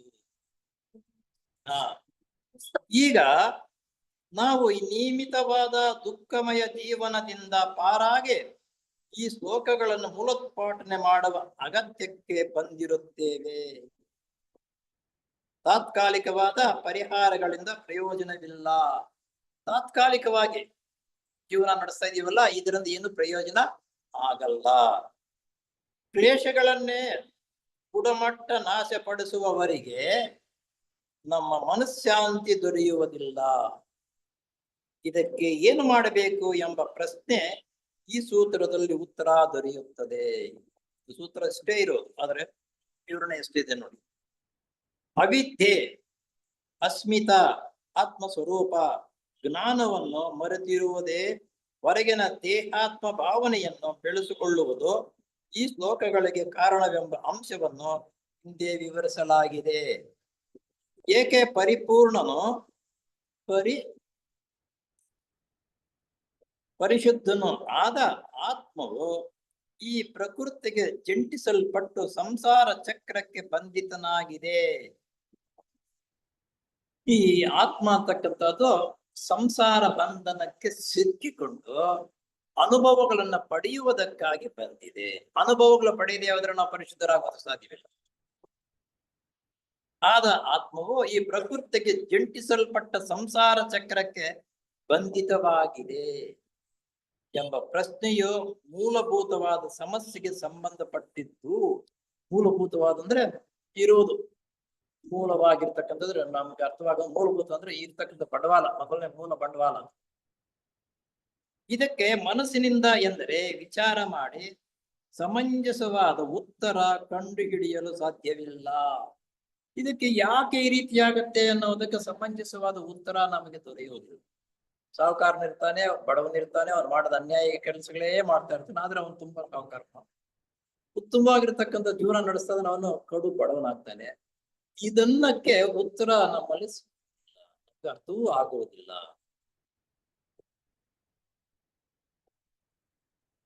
ಎಂಬ ಉಪನಿಷತ್ತಿನ ಉಕ್ತಿಯ ಪ್ರಕಾರ ಸೃಷ್ಟಿಯ ಮೂಲಭೂತವಾದ ಪರಸ್ಪರ ಚೈತನ್ಯದ ಸ್ವಭಾವವನ್ನು ಮಾತಿನಿಂದ ತಿಳಿಸಲಾಗುವುದಿಲ್ಲ. ಅನುಭವಗಳಾದ್ರೇನೆ, ಬರೀ ಮಾತಿನಿಂದ ಹೇಳಿದ್ರೆ ಅಷ್ಟೇ, ಸ್ವಂತ ಅನುಭವ ಆದ್ರೇನೆ ಗೊತ್ತಾಗುತ್ತೆ. ಮತ್ತು ಮನಸ್ಸು ಸಹ ಅದನ್ನು ಊಹಿಸಲಾರದು. ನಮ್ಮ ಮನಸ್ಸನ್ನು ಊಹೆ ಮಾಡೋದಕ್ಕೂ ಸಾಧ್ಯವಿಲ್ಲ. ಇನ್ನ ಸಂಸಾರದಲ್ಲಿ, ಜೀವನದಲ್ಲಿ, ಪ್ರಪಂಚದಲ್ಲಿ ಆಗ್ತಾ ಇರ್ತಕ್ಕಂಥ ಅನ್ಯಾಯಗಳು. ಯಾಕಂದ್ರೆ ಪಾಪ ನೋಡಿ, ನಿನ್ನೆ ಮೊನ್ನೆ ಆಕ್ಸಿಡೆಂಟ್ ಜಾಸ್ತಿ ಆಗ್ತಾನೆ ಇದೆ. ಒಂದು ಕಾರ್ನಲ್ಲಿ ಹೋಗ್ತಾ ಇದ್ದಾಗ ಮೋಟರ್ ಬೈಕ್ ನಲ್ಲಿ ಹೋಗ್ತಾ ಇರ್ತಕ್ಕಂಥದ್ದು ಪಾಪ 3 ಜನನು ಸತ್ತೋಗ್ತಾರೆ. ಗರ್ಭಿಣಿ ಹೆಣ್ಸಾಗಿರ್ತಕ್ಕಂಥ ಮಗುನು ಸತ್ತೋಗತ್ತೆ. ಅವರೆಲ್ಲ ಇರಿತಾಗತ್ತೆ. ಇವೆಲ್ಲ ನೋಡಿದ್ರೆ ನಮ್ಗೇನ್ ಅನ್ಸುತ್ತೆ, ಅಯ್ಯೋ ಭಗವಂತ ನಿನ್ ಕರುಣೆ ಇದೆಯೇನಯ್ಯ, ಎಂತ ಸಂಸಾರವೇ ಪೂರ್ತಿ ಹಾಳ್ಮಾಡ. ಗರ್ಭಿಣಿ ಹೆಂಗಸು ಬದುಕಿದ್ಲು, ಗರ್ಭಿಣಿ ಶಿಶು ಹೋಯ್ತು. ಇವೆಲ್ಲ ನೋಡಿದ್ರೆ ನನ್ಗೇನ್ ಅನ್ಸುತ್ತೆ, ಅಯ್ಯೋ ಭಗವಂತ ನಿನ್ಗೆ ಬುದ್ಧಿ ಇದೆಯೇನಪ್ಪ ಅಂತ ಅನ್ಸುತ್ತೆ. ಆದ್ರೆ ಆ ನಿಜವಾಗಿರತಕ್ಕಂಥ ವ್ಯವಸ್ಥೆ ಯಾಕಾಯ್ತು ಅನ್ನೋದನ್ನ ನಾವು ಅರಿಯಲಾರು. ಮೇಲ್ನೋಟಕ್ಕೆ ನೋಡ್ತಾ ಇದ್ದೀವಿ, ಹಿಂದೆ ಏನಾಗಿತ್ತು ಹೇಗಿತ್ತು ಅನ್ನೋ ನಮ್ಗೆ ಗೊತ್ತಾಗಿಲ್ಲ. ನೋಡಿ, ಇದಕ್ಕೆ ನಾವು ಮೊಟ್ಟ ಮೊದಲನೇ ಸರಿ ಜೆ ಕೃಷ್ಣಮೂರ್ತಿಯವರು ಒಂದ್ಸಲಿ ಕೋರ್ಟ್ ನಲ್ಲಿ ಜಯಿಸಿಕೊಂಡು ಬರ್ತಾನೆ ತಪ್ಪು ಮಾಡಿ. ನಂತರ ಏನು ತಪ್ಪು ಮಾಡದೆ ಇರುವಾಗ ಶಿಕ್ಷೆ ಪಡ್ತಾನೆ. ಯಾಕೆ ಇದು ಅರ್ಥ ಮಾಡ್ಕೊಂಡ್ರೆ ನೋಡಿ, ಹಿಂದಿನ ಬಾಕಿ ತಪ್ಪಿಸ್ಕೊಳಕ್ ಸಾಧ್ಯವೇ ಇಲ್ಲ. ಅದನ್ನ ಯಾವುದೋ ಒಂದು ಈ ರೂಪದಲ್ಲಿ ಅವರು ತೀರಿಸಲೇಬೇಕು ಅಂತಕ್ಕಂಥದ್ದು ನಮ್ಗೆ ಅರ್ಥವಾಗುತ್ತೆ. ಇವೆಲ್ಲವನ್ನು ಹಿಂದಿನ ಜನ್ಮ ವ್ಯವಸ್ಥೆ, ಈಗಿನ ಕಷ್ಟ ಸುಖಗಳೆಲ್ಲ ಈ ಅನುಭವದಿಂದ ಪಡೆದು ಈ ಅನುಭವವನ್ನು ಉತ್ತಮ ರೀತಿಯಲ್ಲಿ ಜೀವನ ನಡೆಸುವುದಕ್ಕಾಗಿ ಉಪಯೋಗಿಸ್ಕೋಬೇಕು ಹೊರತು ನಮ್ಮ ಅನುಭವಗಳನ್ನು ಕೆಟ್ಟದ್ದಕ್ಕೆ ಸರಿದರೆ ಇನ್ನೂ ಹಾಳಾಗಿ ಮಾತಾಡಕ್ಕೆ ಬೀಳ್ತೀವಿ. ಆದುದರಿಂದ ಈಗಿನ ಪರಿಸ್ಥಿತಿಗೆ ಎಂದರೆ ಈ ಪರಿಮಿತಿಗೆ ಒಳಪಟ್ಟ ಜೀವಿತಕ್ಕೆ ಸಂಬಂಧಪಟ್ಟ ಕ್ಲೇಶಗಳಿಗೆ ದೇಹಾಭಿಮಾನವೇ ಕಾರಣ. ಈ ಕ್ಲೇಶಗಳೆಲ್ಲ ಬೆಳಿಬೇಕಾದ್ರೆ ನಮ್ಮ ದೇಹಾಭಿಮಾನ, ನಾನು, ನನ್ನದು, ನನ್ನ ದೇಹ, ನನ್ನ ದೊಡ್ಡ ಮಗ, ನನ್ನ ಸೊಸೆ, ಈ ದೇಹಾಭಿಮಾನ ಇದೆಯಲ್ಲ, ದೇಹಾಭಿಮಾನದಿಂದಲೇ ನಾವು ಕೆಳಕ್ಕೆ ಬೀಳ್ತಾ ಇರುವುದು, ಎಡುತ್ತಾ ಇರುವುದು ಎಂಬುದು ಎದ್ದು ಕಾಣುತ್ತದೆ. ಆದುದರಿಂದ ಯೋಗಾಭ್ಯಾಸದ ಮೂಲಕ ಈ ಬಂಧನದಿಂದ ಪಾರಾಗುವುದಲ್ಲದೆ ಮೇಲ್ಕಂಡ ಮೂಲಭೂತವಾದ ಪ್ರಶ್ನೆಗಳಿಗೆ ಸ್ವಂತ ಅನುಭವದ ಬೆಳಕಿನಲ್ಲಿ ಸಮಂಜಸವಾದ ಉತ್ತರವು ದೊರೆಯುತ್ತದೆ. ಈ ಮೇಲ್ಕಂಡ ಬೆಳಕು ಅಂತಂದ್ರೆ ಈ ಕಷ್ಟ ಸುಖ ವ್ಯವಸ್ಥೆ ಏನಿದೆ ಅಂತಕ್ಕಂಥ ಬೆಳಕು ಅಂದ್ರೆ ನೋಡುವುದು. ನಾವು ಅವ್ರ ಕಷ್ಟ ಸುಖಗಳನ್ನು ನೋಡ್ತಾ ಇರುವುದರಿಂದ ಯಾಕೆ ಈ ರೀತಿ ಆಯ್ತು, ಇವ್ರು ಕಷ್ಟ ಪಡಬೇಕಾದ್ರೆ ಯಾಕೆ, ಇವ್ರು ಸುಖವಾಗಿರ್ಬೇಕಾದ್ರೆ ಯಾಕೆ ಅಂತಕ್ಕಂಥದ್ದನ್ನು ನಮ್ಮ ಸ್ವಂತ ಬೆಳಕಿನಿಂದ ಅವುಗಳನ್ನು ನೋಡಿ ನಾವು ಪರಿವರ್ತನೆ ಆಗಬೇಕು ಅನ್ನುವುದು ಬಹಳ ಮುಖ್ಯವಾಗಿರ್ತಕ್ಕಂಥ ವಿಷಯ. ಈ ಮೂಲಭೂತವಾದ ಪ್ರಶ್ನೆಗೆ ತಿಯಾಸಫಿ ಎಂದರೆ ಜೀವನ್ಮುಕ್ತ ಮಹಾತ್ಮರ ಅನುಭವದ ಆಧಾರದ ಮೇಲೆ ನಿಂತಿರುವ ಶಾಸ್ತ್ರದ ಪ್ರಕಾರ. ತಿಯಾಸಫಿ ಅಂದರೆ ಅನುಭವದಿಂದ ಕಡಿತಿರತಕ್ಕಂಥ ಶಾಸ್ತ್ರ. ತಿಯಾಸಫಿ ಅಂದ್ರೆ ಅನುಭವದಿಂದ ಕಡಿತಿರತಕ್ಕಂತಹ ಶಾಸ್ತ್ರಕ್ಕೆ ತಿಯಾಸಫಿ ಅಂತ. ಇಲ್ಲೊಂದು ಹೊಸ ತಿಳ್ಕೊಳ್ತಾ ಇದ್ದೀವಿ. ತಿಯಾಸಫಿ ಅಂತಂದ್ರೆ ಈ ಮೂಲಭೂತವಾದ ಪ್ರಶ್ನೆಗೆ ತಿಯಾಸಫಿ ಎಂದರೆ ಜೀವನ್ಮುಕ್ತ ಮಹಾತ್ಮರ ಅನುಭವದ ಆಧಾರದ ಮೇಲೆ ನಿಂತಿರುವ ಶಾಸ್ತ್ರದ ಪ್ರಕಾರ ದೊರೆಯುವ ಉತ್ತರವು ಈ ರೀತಿ ಇರುತ್ತದೆ. ಪುರುಷಾತ್ಮನು ಎಂದರೆ ಮಾನವನ ನಿಜ ಸ್ವರೂಪದ ಚೈತನ್ಯ ಅಂಶ. ಪುರುಷಾತ್ಮ ಅಂದ್ರೆ ಮಾನವನ ನಿಜವಾದ ಚೈತನ್ಯದ ಅಂಶ. ಪೂರ್ಣನೋ ಪರಿಶುದ್ಧನೋ ಹೌದು, ಅವನು ಪೂರ್ಣನೂ ಹೌದು, ಪರಿಶುದ್ಧನೂ ಹೌದು. ಆದರೆ ಆತನಿರುವ ಶುದ್ಧ ಸತ್ವ ಸ್ಥಿತಿಯಲ್ಲಿ ಮಾತ್ರ ಅವನು ತನ್ನ ಸ್ವರೂಪದಲ್ಲಿ ಕೆಳಗಿನ ಪ್ರಕೃತಿ ದರ್ಜೆಗೆ ಇಳಿಯಲಾರನು. ಅವನು ಸ್ವತಃ ಪ್ರಯತ್ನ ಪಟ್ಟು ಸ್ವತಃ ಶಕ್ತಿ ಸಾಮರ್ಥ್ಯವನ್ನು ಬೆಳೆಸ್ಕೊಂಡಿದ್ದರೆ ಕೆಳಗಿನ ಹೀನಾಯ ಸ್ಥಿತಿಗೆ ಇಳಿಯುವುದಿಲ್ಲ. ಹೀನಾಯ ಸ್ಥಿತಿಗೆ, ಕೆಳಗಿನ ಹೀನಾಯ ಸ್ಥಿತಿಗೆ ಇಳಿಯುವುದು ಅಂತಂದ್ರೆ ಸಂದರ್ಭ ಸಿಕ್ತಂದ್ರೆ ಬೇರೆಯವರದ್ದು ಎಷ್ಟು ಬೇಕಾದ್ರೂ ಲಪಟಾಯಿಸುವುದು. ಇದು ಮಾಡಬಾರದು, ಮಾಡುವುದಿಲ್ಲ. ಇಳಿಯಲಾರನು. ಈ ಅಂಶವನ್ನು ಹಿಂದೆಯೇ ವಿವರಿಸಿರುತ್ತದೆ. ಆದರೆ ಆತನು ಈಶ್ವರನಂತೆ ಪ್ರಕೃತಿಯನ್ನು ಗೆದ್ದು, ನಾವೆಲ್ಲ ಇಲ್ಲಿ ಬಂದಿರತಕ್ಕಂಥದ್ದು ಪ್ರಕೃತಿಯನ್ನು ಗೆಲ್ಲಬೇಕು. ನಮಗೆಲ್ಲ ಒಂದು ಇದು ಹೇಳ್ತಾರೆ, ಈ ಪ್ರಕೃತಿಯಿಂದ ಬಿಡಿಸ್ಕೋಬೇಕು ಅಂತ ನಾವು ಸ್ವಾಧೀನಪಡಿಸಿಕೊಂಡು ತನ್ನದೇ ಆದ ಬ್ರಹ್ಮಾಂಡವನ್ನು ಅಭಿವ್ಯಕ್ತಪಡಿಸುವ ಸಲುವಾಗಿ ಕೆಳಗಿನ ಲೋಕಗಳಿಗೆ ತನ್ನ ಪ್ರತಿನಿಧಿಗಳಂತಿರುವ ಅಂತರಾತ್ಮ ದೇಹಾತ್ಮಗಳ ರೂಪದಲ್ಲಿ ನೋಡು. ತಿಯಾಸಪಿ ಒಂದೇ ಈ ವಿಷಯಗಳನ್ನ ಬಹಳ ವಿವರವಾಗಿ ಹೇಳತಕ್ಕಂಥದ್ದು ಬೇರೆ ಯಾವ ಗ್ರಂಥವಾಗಲಿ ಬೇರೆ ಯಾವ ಪುಸ್ತಕವಾಗಲಿ ಹೇಳುವುದಿಲ್ಲ. ಅನುಭವ ಜ್ಞಾನ, ಜೀವನ ಮುಕ್ತರ ಅನುಭವ ಜ್ಞಾನವನ್ನು ಪುಸ್ತಕ ರೂಪದಲ್ಲಿ ನಮಗೆ ಕೊಟ್ಟಿದ್ದಾರೆ. ನಾವು ಎಷ್ಟೋ ಹಿಂದಿನ ಜನ್ಮದ ಪೂರ್ವ ಜನ್ಮದ ಪುಣ್ಯದ ಸುಕೃತಿಯಿಂದ ಇಂತಹ ಗ್ರಂಥಗಳನ್ನು ಓದುವುದಕ್ಕೂ ಅವಕಾಶ ಮಾಡಿಕೊಂಡು ಇಂತಹ ಸ್ಥಳದಲ್ಲಿ ಸೇರುವುದಕ್ಕೂ ನಮಗೆ ಆ ಭಗವಂತನ ಕರುಣೆ ನಮ್ಮ ಮೇಲೆ ಇದೆ. ಇಲ್ಲದೆ ಆದ್ರೆ ನಾವು ಸೇರ್ತಾ ಇರ್ಲಿಲ್ಲ ದಿನಾಗ್ಲೂ ಈ ರೀತಿ. ನೋಡಿ, ಇಲ್ಲಿ ಕೆಳಗಿನ ಲೋಕಗಳಿಗೆ ತನ್ನ ಪ್ರತಿನಿಧಿಗಳಂತಿರುವ ಅಂತರಾತ್ಮ ದೇಹಾತ್ಮ ರೂಪದಲ್ಲಿ ಇಳಿದು ಅನುಭವ ಪಡೆಯುತ್ತಾ, ಅಂತರಾತ್ಮ ದೇಹಾತ್ಮ ರೂಪದಲ್ಲಿ ಕೆಳಗಡೆಗೆ ಇಳಿದು ಇಲ್ಲಿ ಅನುಭವಗಳನ್ನು ಪಡೆದು ನಾನು ಈಶ್ವರನಂತೆ ಒಂದು ದಿವಸ ಆಗ್ತೀವಿ ಅನ್ನುವುದು ಇತಿಹಾಸ ಹೇಳ್ತಕ್ಕಂಥ ಮುಖ್ಯ ಸಾರಾಂಶ, ಮುಖ್ಯ ತತ್ವ ಇದು. ಅನುಭವ ಪಡೆಯುತ್ತಾನೆ. ಆತನು ಈಶ್ವರ ಅಂಶನಾದುದರಿಂದ ನಾವು ಈಶ್ವರನ ಅಂಶವೇ. ಆ ಬೀಜ ಈಶ್ವರನ ಬೀಜವೇ ನಾವು. ಆ ಅಂಶ ನಮ್ಮಲ್ಲಿ ಇರುವುದರಿಂದ ನಾವು ಅಂತ ಈಶ್ವರನೇ ಆಗ್ತೀವಿ. ಈಶ್ವರ ಇಚ್ಛೆಯೇ ಆತನ ಇಚ್ಛೆ. ಈಶ್ವರನ ಸಂಕಲ್ಪಾನುಸಾರ ಆತನ ಅಂಶೀಭೂತರಾದ ಜೀವಾತ್ಮರುಗಳೆಲ್ಲರೂ ಆತನಂತೆಯೇ ಆಗುವ ಉದ್ದೇಶದಿಂದ ತಮ್ಮ ದೈವಿಕ ಶಕ್ತಿಗಳನ್ನು ಬೆಳೆಸಿಕೊಳ್ಳುವ ಸಲುವಾಗಿ ಈ ಸಂಸಾರ ಚಕ್ರವನ್ನು ಪ್ರವೇಶಿಸುತ್ತೇವೆ. ಇದುವರೆಗೂ ಕುಂಭಮೇಳದ ನೋಡಿದ್ವು, ನಾವು ಈಶ್ವರನ ಭಕ್ತರು ಅಂತ ಹೇಳ್ಬಿಟ್ಟು ಬೊಂಬಾಟ ಆಡ್ತಕ್ಕಂಥದ್ದು ಅದಲ್ಲ. ಆ ಬೊಂಬಾಟ ಸುಮ್ಮನೆ ತೋರ್ಪಡಿಕೆಗೆ ನಾವು ಈಶ್ವರ ಅಂತಂದ್ರೆ ನಾವು ಈಶ್ವರನ ಭಕ್ತರು, ಅದಂಗೆ ಇದಂಗೆ ಅಂತಕ್ಕಂಥ ಮೇಲ್ಗಡೆ ಸುಮ್ಮನೆ. ಅದು ಅಷ್ಟು ಭಯಂಕರ, ಅದು ಅಷ್ಟು ಅವಶ್ಯಕತೆ ಬೇಕಾಗಿಲ್ಲ. ಆ ಈಶ್ವರನ ಅಂಶವು ನಾವು ಬಂದಿದ್ದೀವಿ. ಆ ಈಶ್ವರನ ಅಂಶವು ನಮ್ಮ ಈ ಸ್ಥೂಲ ಲೋಕದ ಅನುಭವಗಳನ್ನು ಪಡೆದು, ಇಲ್ಲಿ ಕಷ್ಟ ಸುಖ ವ್ಯವಸ್ಥೆ ಏನು ಅಂತಕ್ಕಂಥ ಅನುಭವವನ್ನು ಪಡೆದು ನಂತರ ಆ ಈಶ್ವರನ ಶಕ್ತಿ ಸಾಮರ್ಥ್ಯ ಬೀಜದಲ್ಲಿ ಏನಿರುತ್ತೋ ಆ ರೀತಿ ನಾವು ಬೆಳವಣಿಗೆ ಆಗಬೇಕೇ ಹೊರತು ಆ ರೀತಿ ಊಟಾಟಿಕೆಯಾಗಿ ನಾವು ಮಾಡ್ತಕ್ಕಂಥವು. ಈ ಸಂಸಾರ ಚಕ್ರವನ್ನ ಪ್ರವೇಶಿಸುತ್ತಾನೆ. ಸಂಸಾರದ ಸಾರ ಇಳಿದ್ರೇನೆ ಅವನು ವೃದ್ಧಿ ಆಗ್ಬೇಕಾದ್ರೆ, ಒಂದು ಗಿಡ ಬೆಳವಣಿಗೆ ಆಗ್ಬೇಕಾದ್ರೆ ಭೂಮಿಯಲ್ಲಿ ಇರ್ತಕ್ಕಂಥ ಸಾರವು ಸಿಕ್ಕಿದ್ರೆ ದೊಡ್ಡದಾಗುತ್ತೆ. ನಾವು ನಿಜವಾಗಿ ಸಂಸಾರದ ಸಾರಕ್ಕೆ ಇಳಿದಾಗ ಈ ಸಂಸಾರದ ಸುಖ ಎಷ್ಟಿದೆಯಾ ಕಷ್ಟ ಎಷ್ಟಿದೆ ಅಂತಕ್ಕಂಥದ್ದು ತಿಳುವಳಿಕೆ ಬಂದ ಮೇಲೆ ಆ ಬಾಂಧವ್ಯವನ್ನು ಬಿಡ್ತೀವಿ.